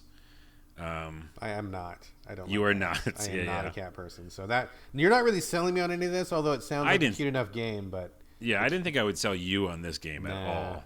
No, and you didn't. So I guess that worked out. But when the cat gets hurt and he does a meow that sounds like a hurt meow. Oh my goodness, I can't even. I can't even. All right, I'm sure we have plenty of cat fans listening to the show. Yes. No disrespect. I'm more of a dog guy. If you're a cat person, totally fine. Still love you anyway. But this game I'm going to give a pass to. But if you're a cat person, this sounds like it must be your jam. All right, tell me about Mistover. I'm intrigued. All right, moving on to Mistover. So Dark Souls was a thing that happened, and also Darkest Dungeon was a thing that happened, and also Etrian Odyssey was a thing that happened. So Mistover is kind of like taking all of those things and kind of like rolling them all up into a ball and kind of like coming up with a big kind of like, I don't know, mixed up cookie dough that kind of has all of those flavors but is his own sort of a thing. Are you familiar with all those games, Carlos? Yes, but now I want cookie dough. I don't have any for you. After the show, we'll get you some. I'm looking at the graphics. It looks like Darkest Dungeon. Yeah, it really takes the most inspiration from Darkest Dungeon. Did you play Darkest Dungeon, by the way? Yeah, me and Dark Souls games, I did not enjoy it too much, but I love the aesthetic. All right, I love Darkest Dungeon. I am on record as being one of the biggest Darkest Dungeon fans out there. So this looks a lot like Darkest Dungeon. That was actually what got my attention because I looked at it. I'm like, oh, this looks like they're taking some cues for that. And much like Souls-likes have popped up in the wake of Dark Souls, we are now starting to see a wave of like Darkest Dungeon-likes where a lot of people are finally being like, oh, that was a cool game. We want to copy that. So we're seeing some clones. They definitely take cues from that art style-wise. But it also plays a lot like Etrian Odyssey. Did you ever play Etrian Odyssey? Yeah, but it was so long ago I forgot. You have to remind me. It was on 3DS, and it was one of the games that really actually used the 3DS to greatest effect, where the top screen was your visual, like you're walking around in first person in these different labyrinths, and the bottom screen was a map, and you used your stylus to draw your own map, and that was the big hook to that game, where you take a couple steps forward, you draw those steps in on your map, and then by the time you're done, you've got a map of the whole place, and so you can easily get around. I mean, drawing the map is actually pretty cool and fun, and I thought that was really neat. I played a lot of the Etrian games. I was a big fan of that series for a long time. So this Mistover basically takes the visuals and style and world of Darkest Dungeon, where you have kind of a central town, you talk to little shopkeepers, but the whole game is basically being in dungeons. And it takes the structure of Etrian Odyssey, where you have a party that you can put together from different people. You're going through labyrinths. The point of it is to like map out the labyrinth, and there's all these different characters that you fight. It goes into JRPG style battles when you get into a battle, which seems to want to take a lot of influence from Darkest Dungeon. They don't quite pull it off though. For people that don't know, Darkest Dungeon, one of the great things about that, which is a marvelous game by the way, really I love that game. You had characters whose abilities were dependent on where they were standing. So for example, in Darkest Dungeon, if you had a knight, if he was in the front of your attacking row, he could do like a sword swipe, or he could put up a shield. But if he was standing in the back row, all he could do would be like light a torch or sing a song or something like that, right? So like it depended on where he was standing. And so positioning was really important because your characters could do different things based on how you had your party set up physically. Really interesting idea. It worked out really well. Very, very cool. Mistover tries to take that same idea, but they try to map it into a JRPG format where you've got your heroes on the left side of the screen, enemies are on the right side of the screen, and then it's turn-based. It doesn't quite work out exactly as tight as it did in Darkest Dungeon because you've got in Darkest Dungeon, there was only 4 potential places your characters could stand. There was, 4 people standing in line. In this one, there's, I think, 9 or 12 different spots where people can stand. And they're not really great about menu. Like, the menu is not really super readable, and they're a little bit murky about that. And they don't do a great job of explaining what the powers do either. And so it doesn't feel like it makes as much sense to try that same kind of a system here. But I played a couple hours of it, and it feels like a very slow play. Very slow play. It took me longer than I thought to get through like the starter dungeon, and then I went to the next dungeon, and I'm like, okay, I get what's going on here. Like, they want me to do an Etrian thing with the Darkest Dungeon style. That's cool, but like, I've played Darkest Dungeon and I love it, and I've played Etrian Odyssey and I love it, and this is not as good as either one of those things, so I'm not sure that I want to play this game. But I didn't sell you on Cat Quest 2, and you did not sell me on this so far. yeah, I wouldn't recommend this to you at all, man. I mean, if there's somebody out there who really, really, really wants a brand new Etrian Odyssey game, because I think the series is on hold, maybe it's coming to Switch, I don't know, but I think it might be over as well, because I don't think any game system out there can pull off the map thing currently. But anyway, if you really want a new Etrian-like, and you really like what Darkest Dungeon was doing, and you feel like you want those two things to be connected, which honestly seems kind of like it might work on paper. I mean, check it out. It's not like I hated this game, but it was like, I've already had this experience with where the experiences originated, and I don't really want to have a copycat experience. I mean, I don't even want to say copycat, but it is a pretty close. I mean, it's fucking obvious where these guys are getting their inspiration from. It's pretty clear. Yeah. So I'm like, okay, well, I mean, this is neat, but I've already played the originals. I don't need to play this thing. So, but I'm sure somebody out there would like to check it out. It's an Etrian Darkest Dungeon-like that plays kind of like a JRPG, and it seems huge. If you want to sink like 1 million hours into something, I get this. I'm betting this game is 1 million hours long. So. At least. So yeah, I think that sometimes when you have like Darkest Dungeon and stuff like that, you have these novel ideas, or Etrian Odyssey. It's like there's so much its own thing, and they don't try to be a couple things. They're like, no, we're just like a really difficult game where you all stand in a row, or you draw your own map. But this is, mixing the two. It sounds like it might get lost in both genres or something. Yeah, I mean, clearly they were fans of those games, and for good reason. Both of those series are awesome, but I just don't feel like it really brings enough of its own flavor, and it just doesn't. I'm just like why? Like, why are you guys doing this? Like, it doesn't, like, it's not enough to stand out on its own, I guess. It just, copying something else is fine, but I mean, you got to add your own spice to it, and I'm not sure that this game adds its own spice. So, all right. Mistover. I played it on PS4. I believe it's on everything. Switch and Xbox and PC, I believe. So let's move on, Carlos. Beholder. Okay, Beholder 2. I'm not sure I'm thinking of the right game. Beholder 2, is this where you play as like weird little silhouette people, and it's like an Eastern Bloc sort of a game where you're like spying on people or something like that? Yeah, that's it. But what's funny is you said you weren't sure which one this was, and I wasn't either, and so that's why I kind of was not smitten with this, because I was confused by what it was. And let me explain. What did you think it was? Well, because there's so many games, again, going back to the kind of copying or seeing a genre and doing it the same thing. Limbo, an incredible game. Sure. I feel like ushered in a ton of this like kind of silhouette-y look. Limbo likes. There's a million of them. Limbo likes. And then there was this one where there's like you're playing like with a brother or something, and you're trying to help him. I forgot what that one was. Oh, yeah, that was called Brothers, yeah. No, not Brothers. There's another one where, yeah, there's just so many of them. So I think I just assigned it to the Limbos of the world, where it was going to be a platformy kind of game that's dark, and also there's this kind of like overarching government type stuff, and creepy stuff you got to figure out. But it's really kind of a choose your own adventure. Oh, really? Okay. And you're still walking around and talking to people, but it's really about making decisions and investigating things and figuring things out. And I just was like way thrown off, because I thought it was like left to right, and also the weird kind of story stuff playing out. But it's not that. There's no platforming. And the biggest thing is you play a main character that doesn't control well. at all. You mean just like moving them around in the environment? Yes, not easy. Like I don't know why it's difficult. I'm playing on a PS4. Like to go left and right was like a pain. Like I mean, that seems like a pretty basic thing a person should get right before they make an entire game. What do you mean? What do you mean by it's difficult to move around? I can't explain it. You know what I mean? Like I don't understand. I was hitting a controller, left analog, and I wasn't going anywhere. And I don't know if I was holding it wrong or something, or it's just buggy. And also, I was kind of under the assumption that this was going to be a platformer. So I was like, why? This should be easier. And, I can't, do any moves or anything.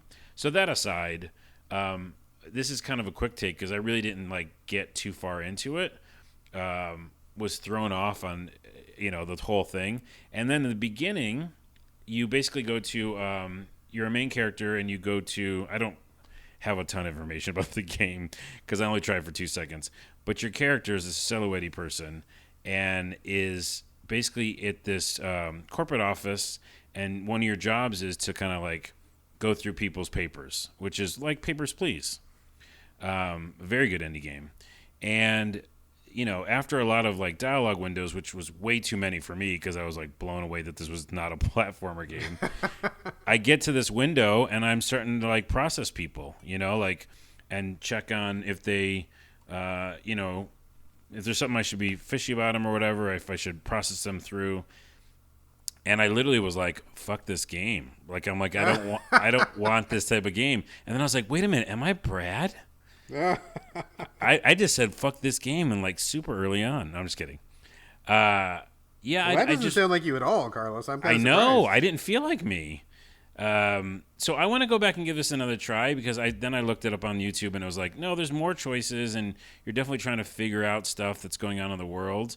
I'd also it's interesting when you play so many video games, you have to be in the mood for a certain type of game. Absolutely, 100%. And when I again was thrown off that it wasn't that, then it was this processing game, but it's not really that either. Because then I finished that and I had to go talk to some other person and talk to some boss and figure out what their motive was. I was like, I don't want to figure stuff out right now. So I'm going to take a mini pass right now because I wasn't in the mood for that. But I don't want to say because the developers built something interesting, and so I want to try it again. And that's my quick take. Well, that is very diplomatic and fair of you. I know the feeling of expecting one thing and then getting something else, and maybe that's not the thing that you're in the mood for. I mean, I'm totally like that as well. I mean, I really got to be in the mood for something, and if I'm not in the mood and I try to play something, it just goes bad. I end up not liking my time. I end up nitpicking the hell out of whatever I'm playing, which is not fair to the game. And so I try to avoid that at all possible. I mean, we're a first world society here, or at least for the moment anyway. And we usually have the choice to play something or don't play something. So I try to not play things if I'm not in the mood, just because I just know I'm not going to give it a fair shake, right? So That's exactly I get it. what you're saying. Yeah, so I put it down and I was like, wait, okay, so not right now because I'm confused. But the more I look at some of the YouTube videos, I do like what the story they're trying to tell. So I do want to know what that is, especially right now in this country with all the kind of stuff with the politics. So interested, we'll get back to it. All right, and just as a really, really quick heads up, I did a quick search as we were talking because this game sounded familiar to me. I have not played this one. I don't know anything about it, but the first one was reviewed at Game Critics. I think it was Mike Susky that reviewed it, and I believe one other person reviewed it for a second opinion on a different platform. But you basically play like a person who is spying on people and then informing to the government, and you have to make decisions about, do I turn this person in? Do I help them, or do I keep their secret, or do I not keep their secret? So there's a lot of political stuff in it. I don't know much about it. I need to go back and reread these reviews. It's been a long time. But that's kind of what the game is, and it seems like this is just more of, they changed the style of it. But if you want something political, if you want something that's, very Eastern European flavored, that is this game. So Carlos, maybe when you get now that you know what it is, and when the mood strikes you, maybe give it another whirl and come back and let us know what it is when you are in the right mindset for it. You know what? Okay, I will say one thing though, because when you described it, because I described it terribly, so thank you for that. Yeah, you. I think the biggest problem I had with it, and maybe another reason why I kind of didn't get into it right away, is that yeah, you are investigating things. Yeah, one of my first jobs was to check out people and look at their papers and see if I should trust them or not, right? I don't think I understood why I was doing anything. And I think the game didn't do a great job of starting me out with like, this is who you are. This is what the fuck you're doing, and this is why you should care. So some of my details are loose because I didn't really feel like I got them. It was one of those games where like, we're going to tell you stuff later. You know, you're going to learn about what's going on later. And so as I moved around terribly, I just didn't feel like compelled.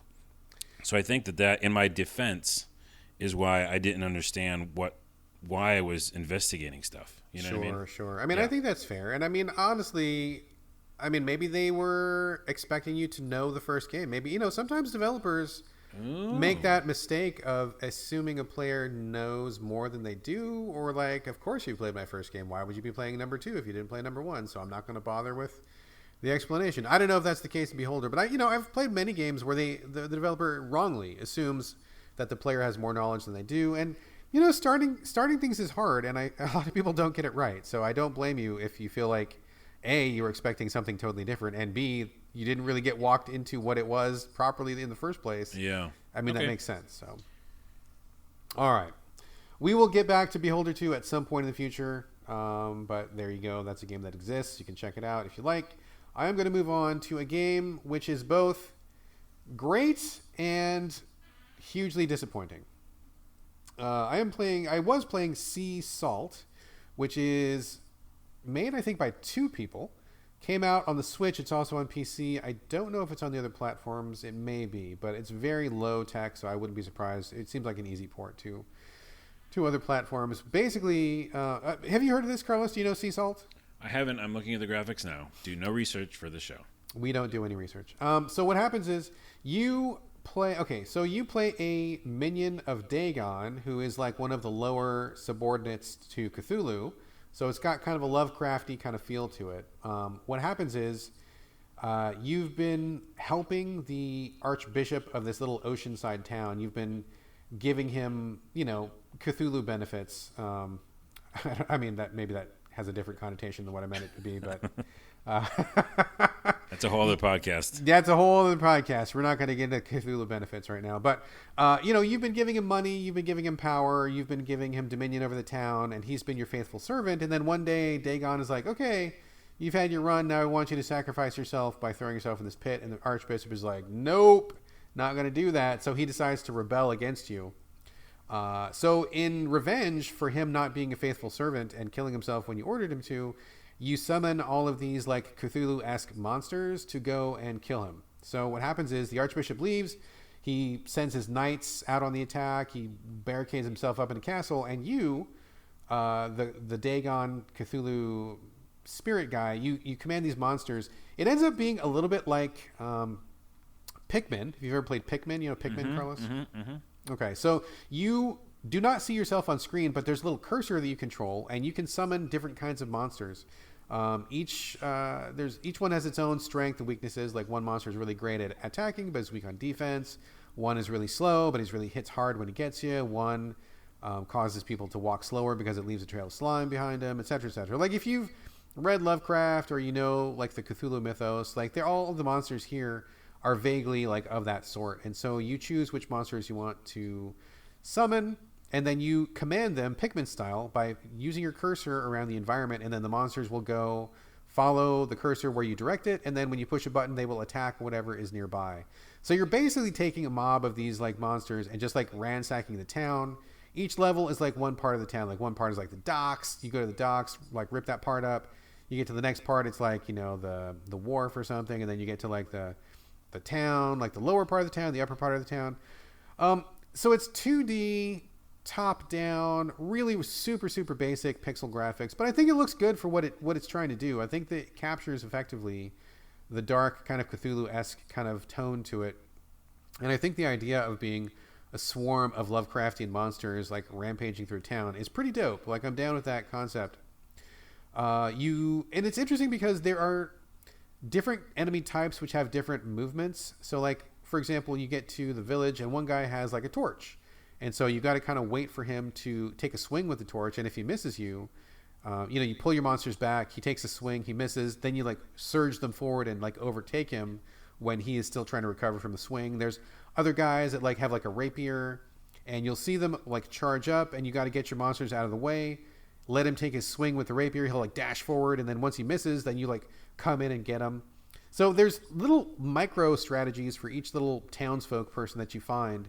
And your monsters are not invincible. I mean, they can be killed pretty easily. They die by fire, they die by the sword, they die by whatever, crossbow bolts or anything. And so it's really easy to fuck up, and the villagers will just gang up on your ass and just like kill all of your little minions. So that sucks when that happens. But I think it's a really good level of strategy. It's not just commanding a giant horde. You can't just like, like in some RTS games where you can just build an army and build it and build it and build it and build it and have this giant army and just like swarm everything. Like you can't do that here. Because you need certain resources to summon your guys. Yeah, how many do you have normally? I mean, it kind of depends on how well you play. Certain monsters, like if you get the small monster, you'll get like 12 of the small monster. If you get the big monster, you'll get like one of the big one. And so you kind of decide yourself, like what level am I in? What enemies am I fighting? Which enemies are better against which other enemies? And so if you don't lose your guys, you'll eventually get a pretty good sized army, but it's really easy to lose them. And different types are good against other things. Like sometimes certain monsters will be resistant to fire, so you have a bunch of those guys, but then you'll come up against an enemy that's got a sword and not fire, and you're like, fuck, these guys just got killed. And so you kind of constantly switch your party up and kind of like summon new guys whenever you can. At the most, I mean, I think I've probably had maybe like 20 or 30 at the most, but usually you've more got like 10 monsters or something like that. 5 monsters, 10 monsters.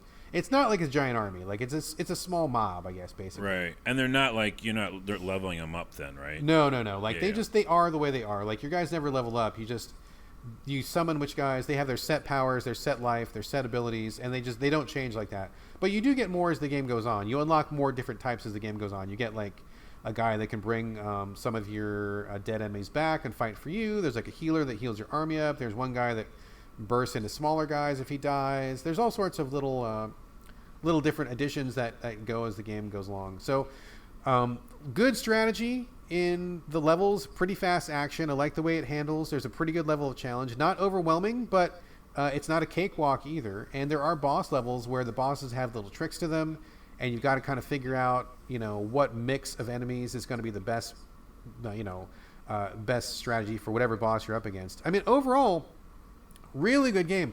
I love this game a lot. I was really, really digging this. Playing it on the Switch, really liking it. Had a great time with it. And then what happened was I hit a bug where some of the monsters that I had unlocked into my army were being removed from my roster, and I could not use them anymore.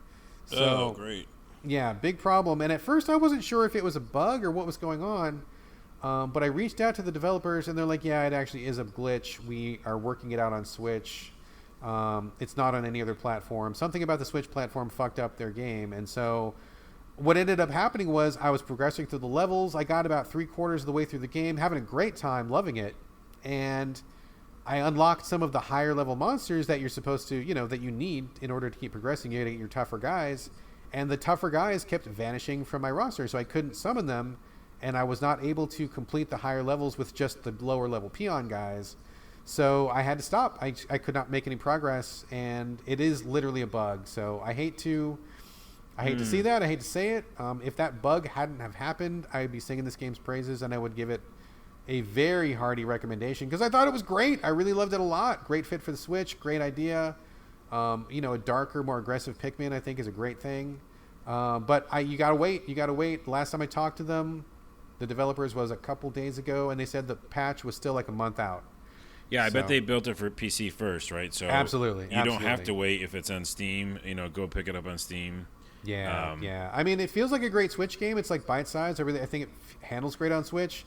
But do not buy it for at least another month because it's not fixed. So if you do want to play it, and I love it. I mean, I think it's great.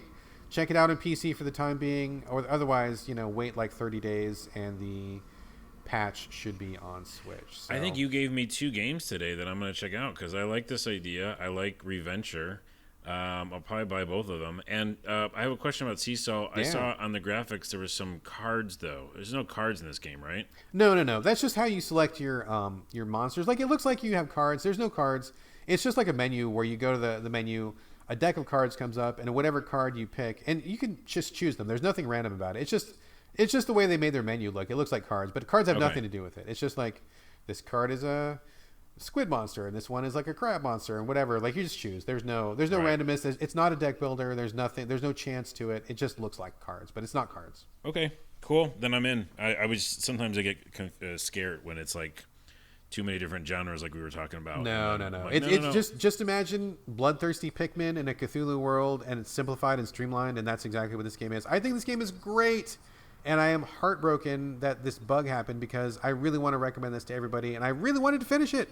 I was loving my time with it, and I couldn't progress. So well, you'll be able to when the update comes out. Yeah, I will definitely come back to it. Hopefully I can keep my save. I'm a little bit worried that I may have to start a brand new game, which would be kind of a bummer, but I would do it because I like it. But hopefully they'll get it patched and everything fine. Anyway, Sea Salt, I loved it.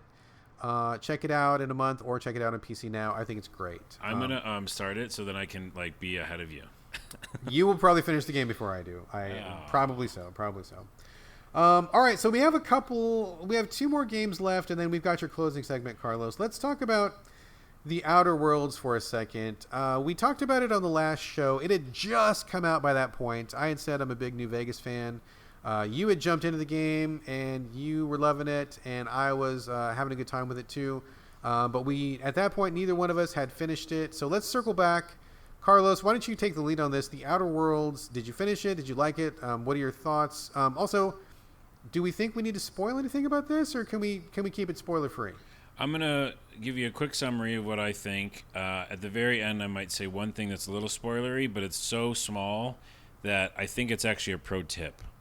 So maybe So do we think we need a spoiler warning, or you think we're okay without a spoiler warning? I'll do the spoiler warning when it's literally one line. I'm just gonna say, and yeah, jump in. Feel free to jump in as soon as I'm finished with my summary. You got it.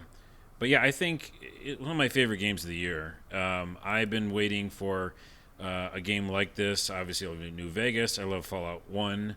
Fallout 1, changed my life. It was one of my favorite experiences on the computer because it really felt like I could do whatever I wanted.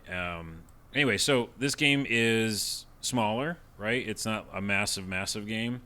It has different worlds that you can go explore in this galaxy. Some that I didn't even get to because you don't have to kind of finish the game. There's a million side quests, and there's a lot of factions and ways that you can interact with those factions. I did a couple things. Again, we'll maybe do a spoiler cast, but I did some stuff that, changed the fate of a lot of people multiple times. I changed epic sections of this world or worlds. And that felt really good. The companions are really fun and interesting. Pavarti, who because she's one of the main first companions you get, very well written. I really cared about her. I loved her role, and there's not much of a spoiler in the fact that you can help her in her relationship advice and kind of help her along this relationship she wants to get in. And it was really fun to do that. And yeah, in general, I'm a melee guy, so I built up my melee one-handed ability to 100, which is the max. So I was just tearing fools' heads off, which actually is kind of interesting because then that throws in a new dialogue option, right? So it's well, I'm not really afraid of this person because I know at any point I can take them out. So you're not worried about oh no, I better not piss off the guards, because if you want to, you can just wipe out that whole section when you build your character that way. And some of the criticism I've heard from other podcasts is that it's not Disco Elysium, which is a game that I really like. It's not heavy duty. It's not mental. It's not making you think deep or something, man. It's not trying to do that. It's simple. It knows what it is. It's action-y. It's choosing the fate of different people and really having a outcome, on a ton of the story. And it's relaxing and it's fun and it's perfect. It's perfect for if you want that type of game. I think it just nails it. And did you finish it? I assume you did. Yeah. And I have a spoiler about that. But what are your thoughts? Well, I started off being really high on it last time because I'm a huge Obsidian fan. I really love New Vegas. That's one of my favorite games of all time, and I was really, really excited to play this. But I got to be honest with you, dude. I got into it, and I just lost steam. It did not click with me, and I felt like I was kind of doing the same thing again. Which sounds weird because you would think that like more of my favorite game of all time would be great, but I just was like, I played New Vegas. I played like 120 hours in New Vegas. I did everything in New Vegas. And now that I'm playing this, I'm like, it kind of feels like too... I mean, I don't want to say too similar because it's not exactly the same, but it just did not grab me. Like, it just did not light me on fire the way I thought it would. And after about maybe 6 hours, I was like, I could put this down and I probably would forget about it. And I did, and I just didn't come back to it. I just didn't finish it. I was going to say, maybe it's like that thing we just said, like being in the mood for it. Maybe you were not in the mood for it. I mean, maybe. I mean, it's not. I didn't have a problem with it. I didn't think it was bad by any means. I just wasn't engaged. It just did not capture my attention. I just wasn't interested enough to keep going. I mean, maybe that was my mood. Maybe it just wasn't the right game at the right time. But I really fell off of it pretty quickly. And like once I stopped playing it, I totally had forgot all about it, and I felt like no urge to come back to it at all. So I just stopped, and it's on Game Pass for the time being. Maybe it'll still be on Game Pass by the time I feel like I want to give it another shot. And it feels weird because I feel like this game was made for me, but I don't know, man. I don't know. Like maybe you can't go back home again. Maybe I just was in the mood for something else. Let me ask you a question. Did you ever get out of Edgewater? Did I get out of Edgewater? Is that the first planet? Yeah, it's the main town that you're... I mean, there's multiple locations on each planet, by the way. It's not like one planet is one town. Right. So you can actually enter each planet like a few different ways, and then you get to see different sections of it. No, I did not get very far. I was like exploring a little bit, tried to do a bunch of the side quests, ended up shooting a bunch of guys. I mean, I kind of like went through it, and it just didn't spark, you know? Like I kept kind of waiting for that little hook for me to kind of get into it, and it just didn't click for me. Let me tell you a few hooks real quick. And again, it might just be right now. It might be like you said, you can't go home and you've done the New Vegas thing, and it's like that's it. I did that kind of thing. But for me, the couple hooks were one, Pavardi, and the fact that following her along and her little companion quest is very, very cool, and it made me feel like tied to a character. You meet a character named Felix, and he like wants to join your crew, but because he's so like nervous and he's not like the normal like I'm gonna kill everything. He's just a like little vagabond kind of guy, and he like has a speech, and he's like, listen, can I read this speech? And this is why I should join your crew. And so you can like let him like read the speech, and you can like keep letting him read more and more as much as you want, and it's just so adorable. He's like, I'm really good at doing this, and I'm not so good at this, but I'm trying real hard. And you're like, fucking get on this ship, dude. Anyways, I felt good for him. And then the locales really changed it up for me, because at some point you go to this fish planet, and they just have, like, it just smells really bad, and they make fish here called saltuna. And there's a whole, like, other story going on there, like a big story. And I got involved with these characters named the Iconoclast. They were a faction, and they had this whole story about how they were revolutionaries and they wanted to change, corporations. Essentially, this game is also about corporations because it owns like most of things. And I'm a sucker for like, okay, go against the corporations. So there's a lot of like little things and there's another planet is just a mining planet. So it's like all these asteroids floating around, and you're just in the middle of space and robots. So the locales and the characters really brought me in, and I think as I got deeper, it got more interesting. I mean, I totally believe you, and I have talked to people who love this game, and again, it's not like I had any problem with it. I don't have any criticism or anything. I mean, it very well may have been just the wrong game at the wrong time. And I mean, it sounds crazy to me to say that I'm not interested in an Obsidian game, but I'll have to come back to it. I mean, maybe, a lot of people were like, yeah, it gets better once you get off the first planet, and there's all these cool characters. I don't know. It just didn't spark. So maybe I'll try it again at some point in the future. Yeah, there's so much to it, and it definitely is. I'm sticking with my opinion that it's one of my favorite games of the year. So you're not alone. You're not alone in that opinion. I've heard several people say the same thing. So Yeah, so I guess I'll come back to that at some other point. But we have one more game to talk about, Carlos, which I think maybe we were going to be in a little bit more agreement on. This is called Citadel, Forged with Fire. This was sent to us by a very nice PR person, and I got to be honest with you, I saw some trailers for it before I played it, and I wasn't exactly sure what it was about, but my takeaway from the trailers was that it was going to be kind of like an Elder Scrolls sort of a game, where it's kind of a first-person RPG. It looked like there was some, monsters and caves and that sort of thing. But then also it seemed like you built your own castle, and so maybe like maintaining the castle was kind of part of the game. You also, from the trailer, apparently got dragons, and so maybe dragon training was part of it. You get to ride the dragons and fly around. It seemed to be a pretty wide-ranging and expansive RPG, Elder Scrolls style again. And I'm like, okay, well, this seems pretty cool. I don't know when the next Elder Scrolls is coming out, and I'm totally open with other people taking a stab at that formula, so I'll give this a shot. So I downloaded this and I played it, and I will be very honest with you, Carlos. I will be very honest with everybody listening to the show. I played this game for about 17 minutes, and then I thought it was turned 22 minutes. You played it how long? No, I thought you said 22 minutes. Maybe it was 22. Okay, so maybe 22 minutes at the most. How long did you play it for? 30. 30. Okay, so I don't know where to even to begin with this game, dude. I mean, okay, so here's my experience. Like, you start the game. It starts off really fucking weird because there's all sorts of options to where you can increase or decrease the drop rates and the difficulty and the incidence of certain things happening. And I'm like, it's almost like dev tools that are in the main menu. And I'm like, well, this is weird. I get to give myself 9,000% more experience. Why wouldn't I do that? Of course I want to do that. And I'm going to dial enemies damage way down and put my damage way up. And I'm going to goose it so that I play the easiest game possible, and I'll just check it out for the podcast, and it'll be fun.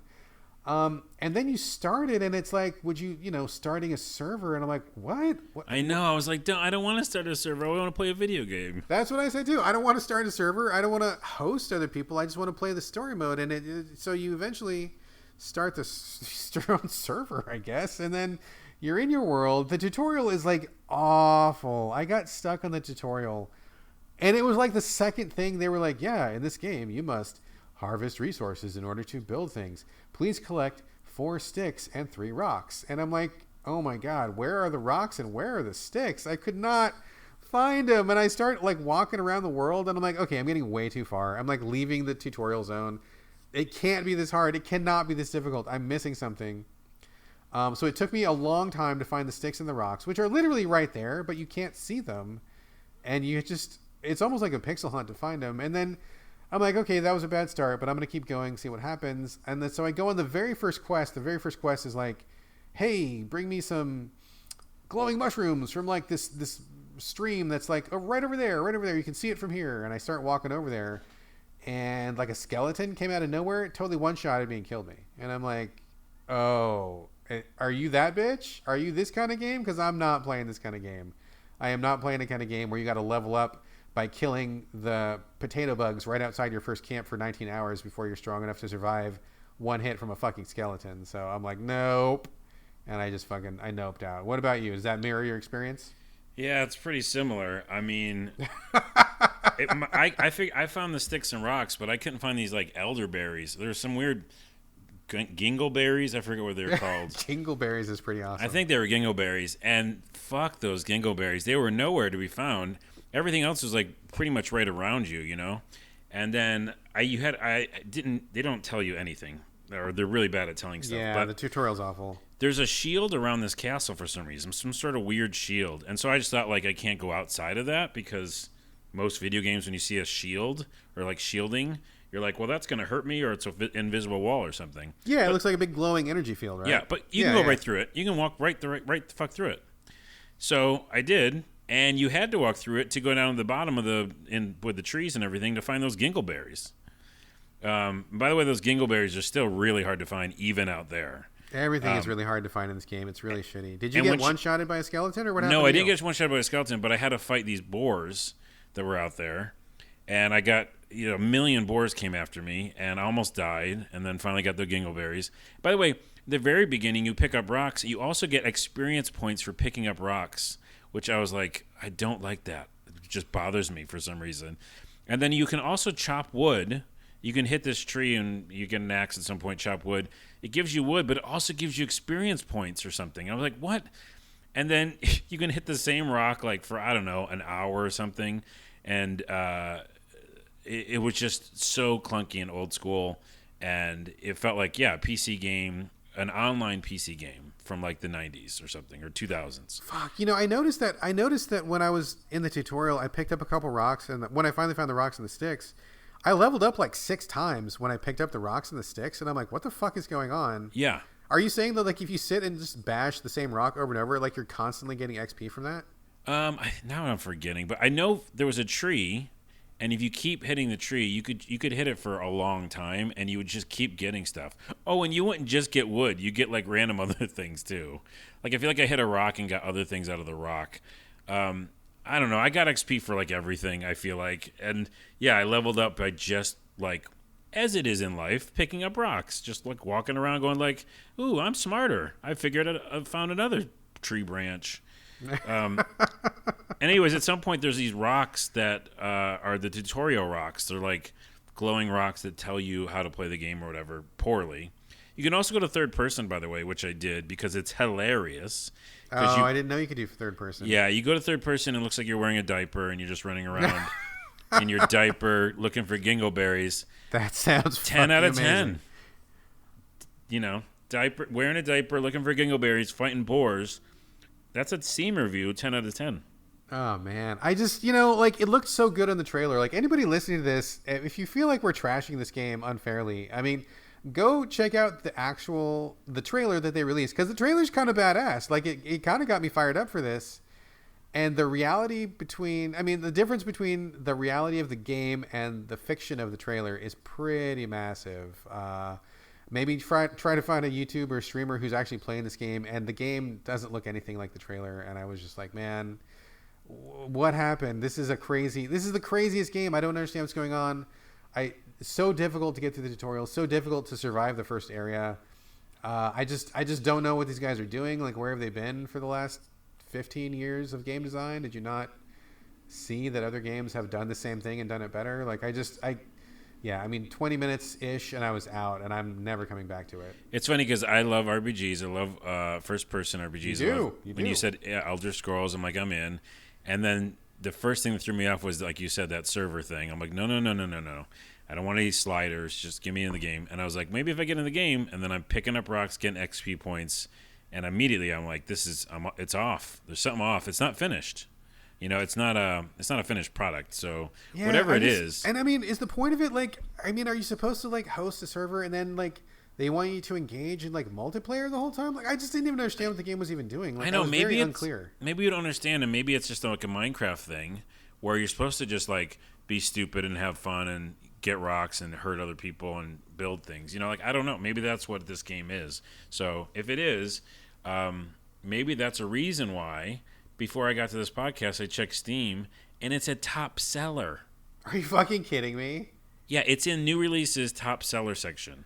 Oh my How God. the fuck? I'm going to have to go and read some of those reviews because I don't know. I mean, this game's terrible at communicating it, and it starts off really poorly. I don't know. I was lost, man. I just didn't even know what to even do with this game. So I'm going to have to read some of those reviews and find out what is good about this game because I could not find it. I'm Mr. Optimism, and I was like, I'm out. Yeah, when you told me you had played this game for like half an hour, I knew that it was just as bad as I thought it was because you'll play anything, dude, and you like things like way more than I do. Yeah. And if even Carlos is out, this game's got problems. It's got definitely some issues. I was out running for the hills. All right, that is Citadel Forged with Fire, a very brief and intense love affair, never to return. Let's move on. I think we're going to wrap the show up. We're almost done with the main section of the show. We do have banter coming up, but we have one more segment to wrap the official part of the show up, the regular closing segment, which is Carlos's games coming up. Carlos, what games are coming up? Yeah, I usually have a ton here, but right now it's only 2 because one is so massive, and it's Death Stranding. Yes, I've been playing since it came out. Launch window, which is for the West Coast, was 9 p.m. On that Friday. Was it the 10th, I think? Been playing it for a while. I have a lot of thoughts. So that will be one coming up. And also Afterparty. I've been waiting to play that. I know you're not the biggest fan of Oxenfree, but I am, and I'm also very interested in all the comedy. I heard pretty good reviews of the dialogue in this game, so I will be talking about that probably next episode. Right on, right on. Yeah, so Afterparty is, yeah, like you said, it's from the people who made Oxenfree, except this time, I mean, from what I gather, I haven't played it, and I probably won't until it goes on super sale, but you're in hell or something, and you have to, like, mix drinks and drink your way out of hell or something like that? Is that correct? Yeah, it's just, I don't think there's really much gameplay in the fact that you can definitely make mixed drinks, and I hear that it kind of changes some dialogue options, but more about it is just like going through the story. And yeah, there's definitely choose your own adventure, and you can get different outcomes, but it's more about the writing and the comedy, and you're trying to outdrink the devil essentially. To you and your friend need to like escape hell, and the only way you can do that is by drinking a lot with demons and dancing, and also trying to outsmart the devil. And all that sounds great to me. So yeah, I'm excited. Looking forward to your thoughts on that. And just, I mean, I don't know how it plays out in the game, but I would not bet on a human being out drinking the devil. That seems like a losing proposition to me. Well, you should watch Disenchantment, by the way, which is something for banter, but... Oh, yeah, we can talk about it. Yeah, I actually have seen Disenchantment. We can talk about that if you want. But also, just to follow up on your Death Stranding, I picked it up. It's one of the rare games that I paid full price for because we are on Sony's shit list. Game Critics has been blacklisted from the Sony PR list, so I had to pay full price for that one. I wasn't sure I was going to, but it seemed like one of the biggest games of the year, definitely, and I wanted to be part of the conversation and wanted to check it out. And I'm very familiar with Kojima's stuff. I mean, I've played, I think, all of his games. So I have thoughts as well. We can save those for the next show. Let's not get into it now. But I've been playing it since it dropped, like the moment it unlocked on my PS4. So I've put a pretty fair amount of time into it. So I bet we're going to have a lot to talk about on the next episode. We will. Excellent. All right, folks, this brings us to the end of the show. Thank you very much for listening. And Carlos and I will be back next week. Don't forget, we are now going weekly. So you will hear from us again real soon. In the meantime, as always, we want your questions and comments, your thoughts and your feedback. Contact info is still the same. It's sovideogamespodcast@gmail.com. You can also post comments for us at gamecritics.com once the show goes up. We are on Twitter collectively at SoVideoGames, but you can reach us individually. Carlos, where can people find you in the vast network of social media that is our current world? Sorry, I was just looking up one of my URLs. You've got so many social media and URL. You had to do research on yourself before you could close out the show. My Twitter is ONAWA, Onawa. You can hit me up there. I have A Lot of Things, which is the podcast called A Lot of Things. Just find that on any podcast format, and that will be a new episode's going up this week.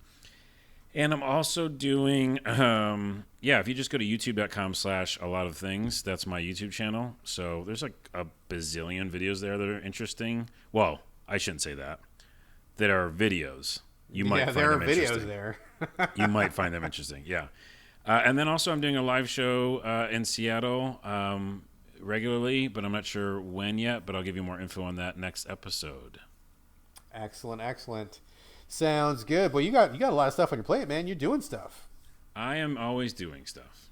There was a lot of Carlos to go around, and we're glad to have it. You are a great guy, and I'm glad to see you being so active and producing so much stuff. So, folks, if you want more Carlos than you get on this show, there's plenty of Carlos out there. Some might say too much. I don't know if that's possible. I think it is. Well, we'll see. Anyway, my social media info, same as it always ever is. It's Twitter and Instagram. It's my name, BradGallaway, all A's, no O's. And that is it for us, folks. Thank you again for joining us on the So Video Games podcast. We'll be back next week. Also, there is some banter after the music here, so please stay tuned for that. In the meantime, this is bye from Brad. And Kanbanwa from Carlos.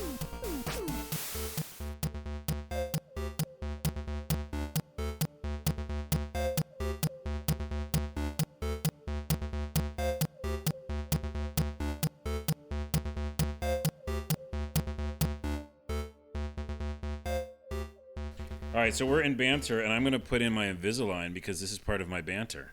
So, Carlos, tell us, what is an Invisalign? So Invisalign is to correct your teeth. It's like braces, but without the braces. And they're two different plasticky things that are molded exactly to your teeth. And basically, I'm getting them because there's a couple things I want to fix, but mainly I'm closing gaps where I have missing teeth. I have a couple missing ones that are really important, and I'm getting implants in them, in those sections, but the sections are too big. So basically these Invisalign are helping close those gaps, because that's crazy that we can actually move teeth, specifically with little pieces of plastic. But they also are attached lightly to these buttons they put on your teeth. So they put this I don't know what the material is, but these little kind of hard buttons on your teeth, on certain teeth, and then your Invisalign trays actually go up and kind of get held in place a little bit more by those. Does that make sense? Yeah. I mean, I kind of, it's like maybe not like a retainer, or maybe like a bite guard or something like that sort of a thing. Yeah, it's similar. And the idea is, which I'm not super down with, is that once I've finished this process, which is about 5 months or 6 months, they'll be in the right place to get the implants. But also they say that I have to wear something at night forever. And I'm like, I don't think I want to do that. But most people who tell me, who get this, they say, oh yeah, no, I go to bed with it every night. But I'm like, if you're moving teeth and the fear is that at some point they're going to go back, like, maybe it's not the right process. Well, I mean, there's a lot of factors in that, dude. I mean, full disclosure here, and I don't think I've ever brought this up on the show before, but I do wear a bite guard every night. So I had to go through that process of, I mean, I never had Invisalign or braces, but I was grinding my teeth at night, and it was causing me jaw pain and headaches, and it was ruining my teeth. And so I had to start wearing a bite guard, and it's kind of, I just got to wear it for the rest of my life. So I had, it was hard to get used to at first. But once I got a week in or so, I stopped noticing it that much, and I do wear it every night. So I mean, if it's something that you need to keep your teeth right, I mean, teeth are important. I mean, they make you look attractive to other people. You need them to eat food. I mean, it looks weird if you don't have them. Health-wise, that's the biggest reason. People don't understand how important it is, and I'm doing everything I can do to fix my mouth, because I'm also lucky enough to have a little bit of insurance and also a little bit of money from a paycheck that I can put towards this, and it's expensive as shit. So, no, I'm doing it. It's just that I feel like if you're moving teeth, that's not like I'm not grinding my teeth at night, which, is a real issue too. But they're just moving them. I just feel like if you move them once, you should get it. They should stay there. That's all. I'm a little confused. It would be nice if that happened. But, nothing in life is permanent, dude. Everything changes, and that includes teeth. And, I mean, in the wild, if an animal's teeth goes bad, that animal is about to die. Like, animals don't live without teeth. So for us, we are also animals. Really important to keep those teeth maintained. And if you got to get them implants, which are not cheap, I've looked into that, dude. That is not cheap. I know. And I mean, you got to maintain those. And if you got to wear something to maintain them, I mean, that's what you got to do to protect your investment, dude. Listen, I'm hustling out here. I'm doing freelance gigs. I'm making it work. So I got these, and I have, I think that there's a little device also that you can, I'm going to get in a month or so, that cuts the time in half. And you basically bite down on this thing, and it's got infrared light in it, and it cuts down the time of your Invisalign almost by half.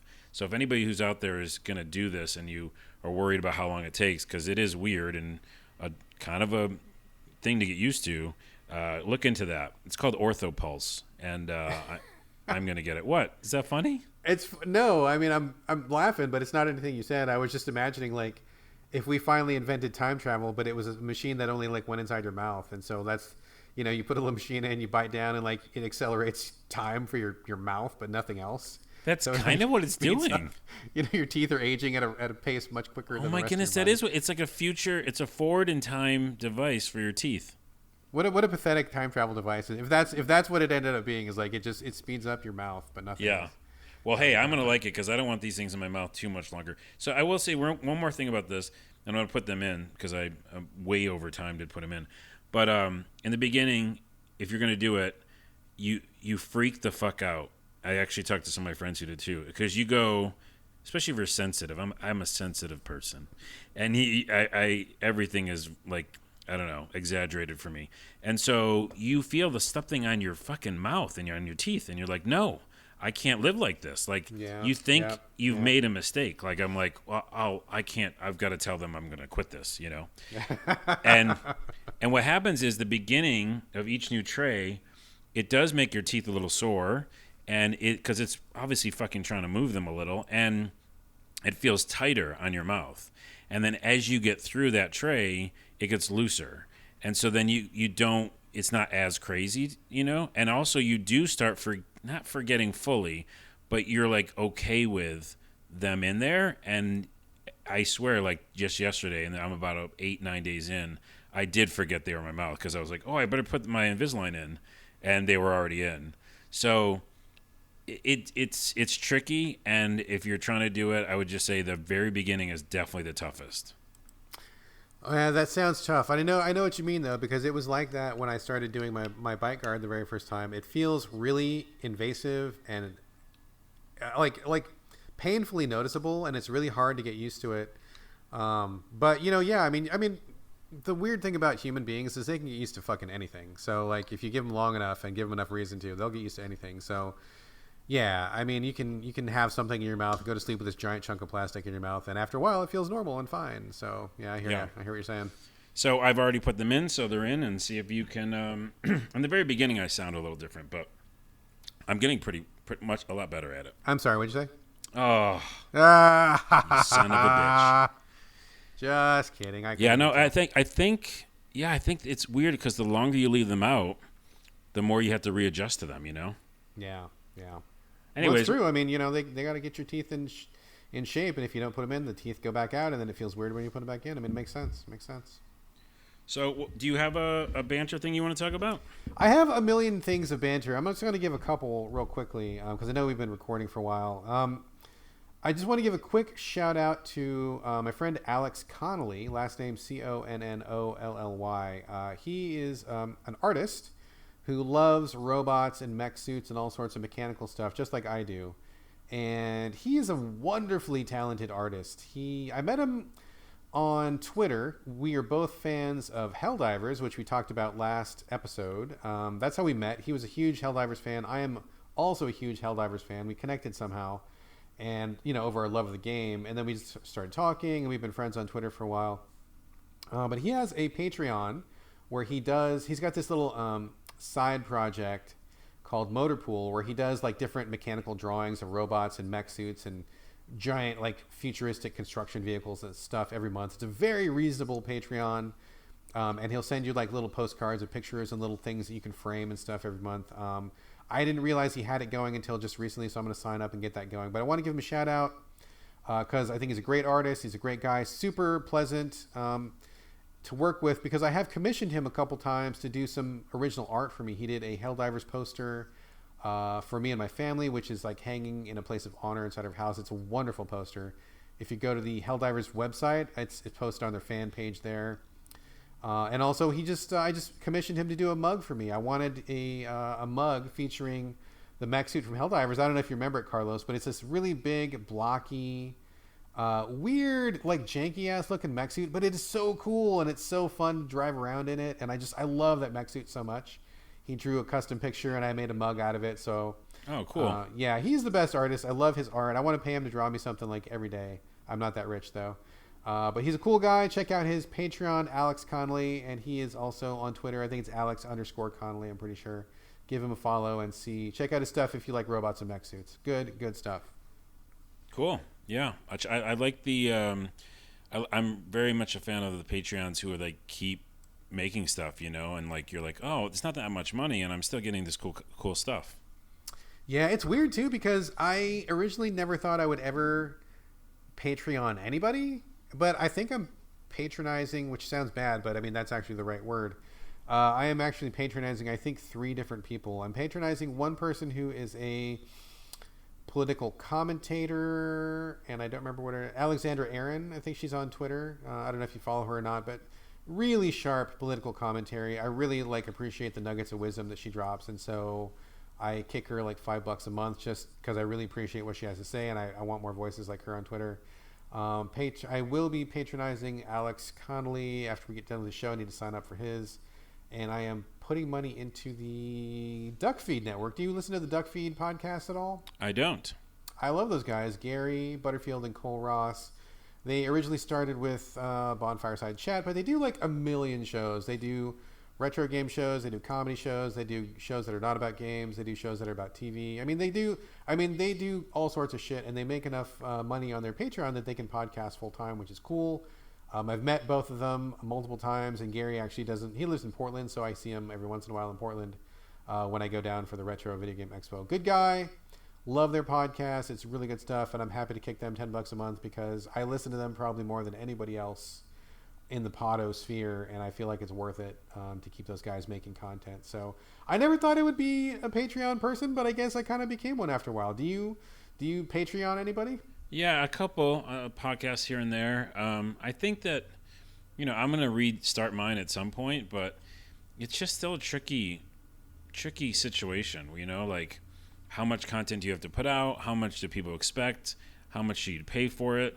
Because it's such a open-ended thing. Yeah. It's kind of tricky for people to like just jump on board.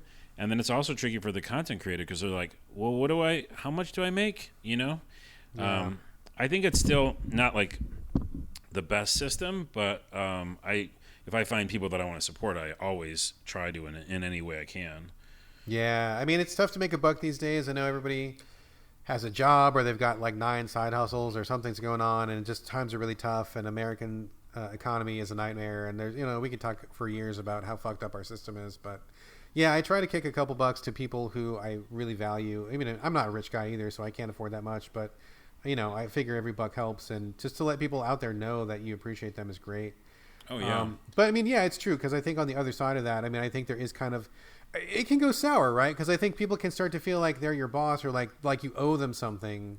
You know what I mean? Like rather than kicking somebody a buck because you appreciate what they do, I think that there's a possibility that people will be like, well, I kick you $5. I expect X amount of things every month, and I expect these things, and I think it can kind of go bad. So it's a slippery slope, right? It's in between. So like if you buy a game, you go, well, they worked really hard on that for how many years or whatever, and it's a purchase. Transaction's easy. It makes sense. You did this. I'm going to pay you this, and that's it.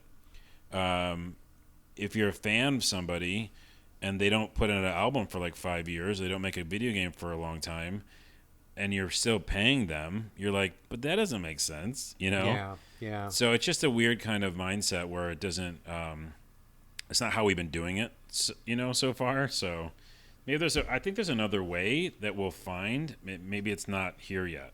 Does that make sense? Yeah, I get you. I agree. I don't think Patreon is perfect, and I also think a lot of it kind of rests on the attitude of the people who are being the patrons. Because like you said, I think we're just used to having a transactional relationship with most things that we interact with. Not unless we're talking about like personal relationships or something. But usually, you buy something, you own it. But that's changing, not only in this Patreon relationship, but also like in a lot of things. Like we don't really own things anymore. You buy a game. Who buys a game?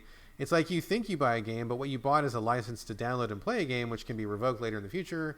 You may buy a disc of a game, but then you need the online service to approve it before you can play it, so maybe you can't even play it. We don't really own things, or we own less things in that sense anymore. Right. So I think culturally we need to kind of shift that thought. But also, what is the relationship of someone where, maybe there were patrons back, you hear about Leonardo da Vinci, or like those guys back in the day who they were painting things, and it was like, oh, the rich landowners of the time were their patrons. They paid them to paint these paintings and to be an art dude walking around in those times. We got away from that system for hundreds of years, and now we're kind of coming back to it in a way, which is weird. It's going to take some adjustment period. It has to do with digital and digital currency, and I think it's just not here yet. You know what I mean? I feel like a lot of things we're in a in-between space for a lot of digital future stuff. Think about Bitcoin. People are like, what the fuck's Bitcoin? Why is it $8,000 for one Bitcoin? I don't understand the future. And, fuck Bitcoins, but yeah, I totally agree with what you're saying. I get. Yeah, it's just like there's something else that's coming up, and we aren't there yet, and I think that'll help with creativity and stuff like that and supporting them. Well, that kind of gets to a larger question of just like human beings in general. I mean, we are very clever monkeys, and I mean, it's been said many times by people much smarter than me, but it's like, we are not able to keep up culturally as fast as we are with technology. And so like we're so clever with tech and with gadgets and making things and programming. We're so smart in that stuff. We can make computers do anything these days.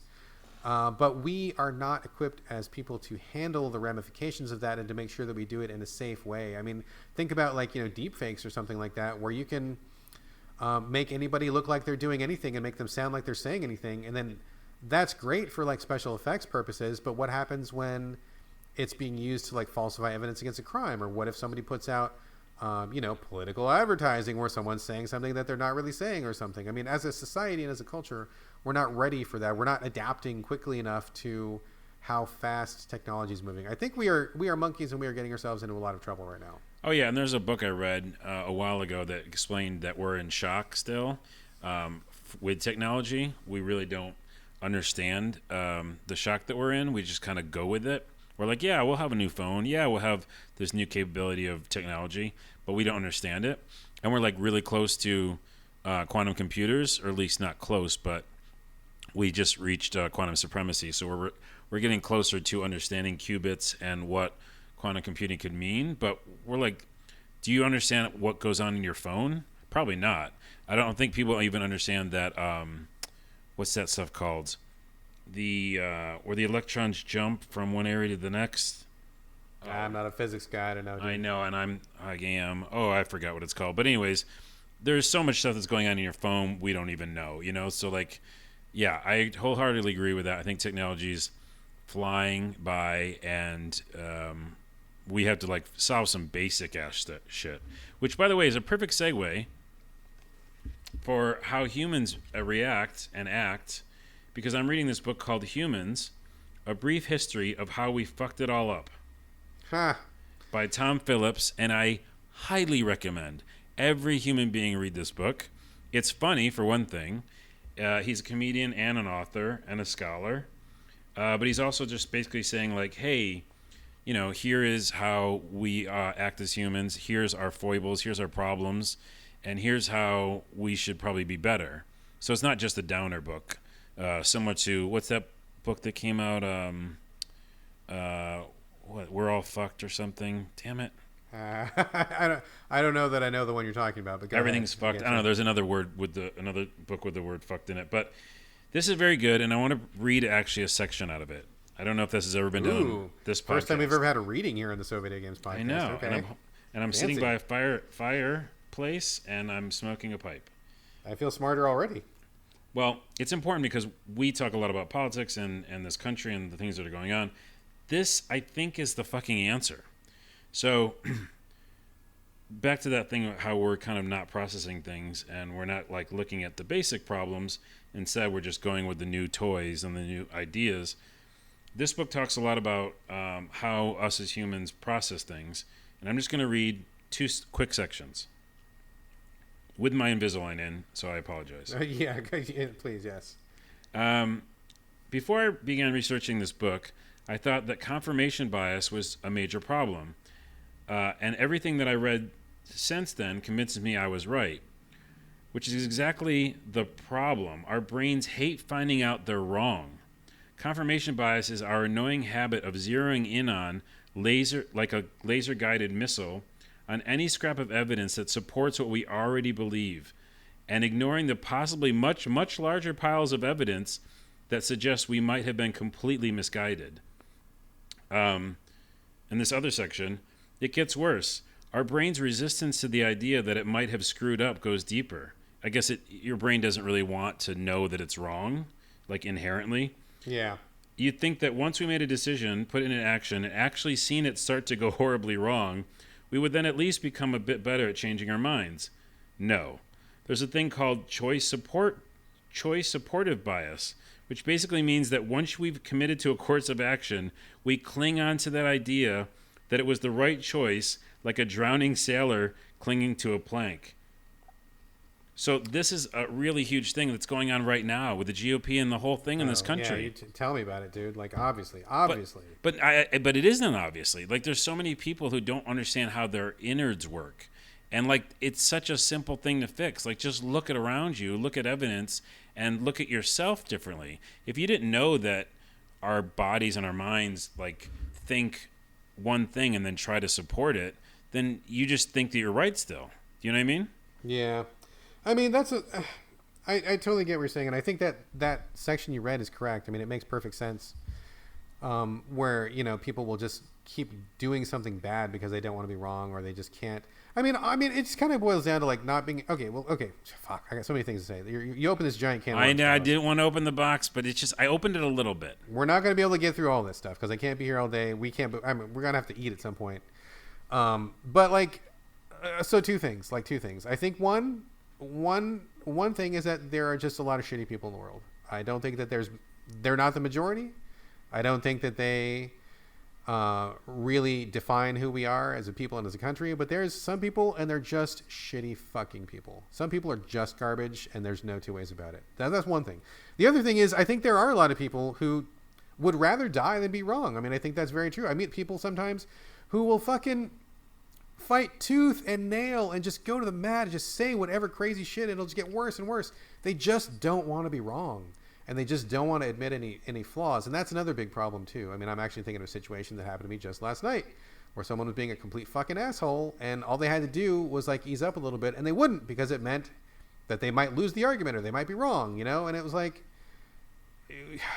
there's no real way to, like, deal with those people, Like, you hope those people are going to have an epiphany. You think they'll have a breakthrough, and they'll come around, and they'll just, oh, I'm sorry, I was out of control, and that was they can read this book. Choice, but, very rarely does that happen in my experience. Yeah, they need to. Well, that's why I joked about earlier. People do need to read more. People have to look inward more. I mean, that's how you evolve. I mean, what are we here for? To connect, to experience, and to evolve. That's what I think. And you can't do that by just doing the same things, supporting your same biases, and not listening. You have to listen, and you have to try to understand more, and and reading helps. Oh my goodness, people don't read.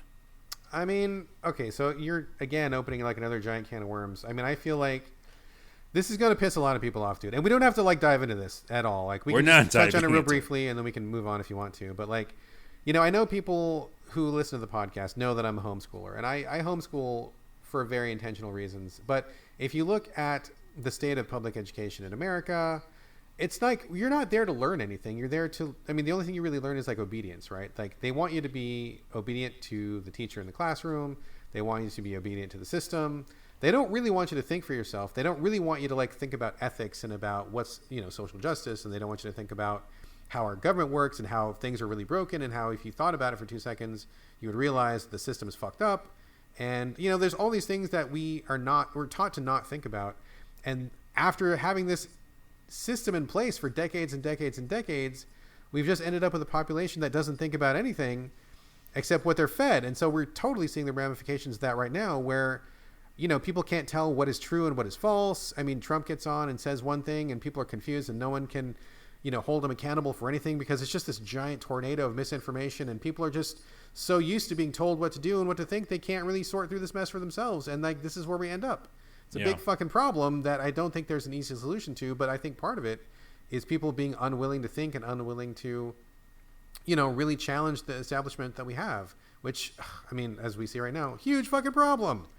Yeah, but it's funny, and this is a kind of my end cap to this, is that the problem can be solved pretty quickly because there is a system in place, flawed as it is, that could be like, well, this and this is the reason why we're going to do this and impeach a president or create a new law or whatever, right? So there's a process there, right?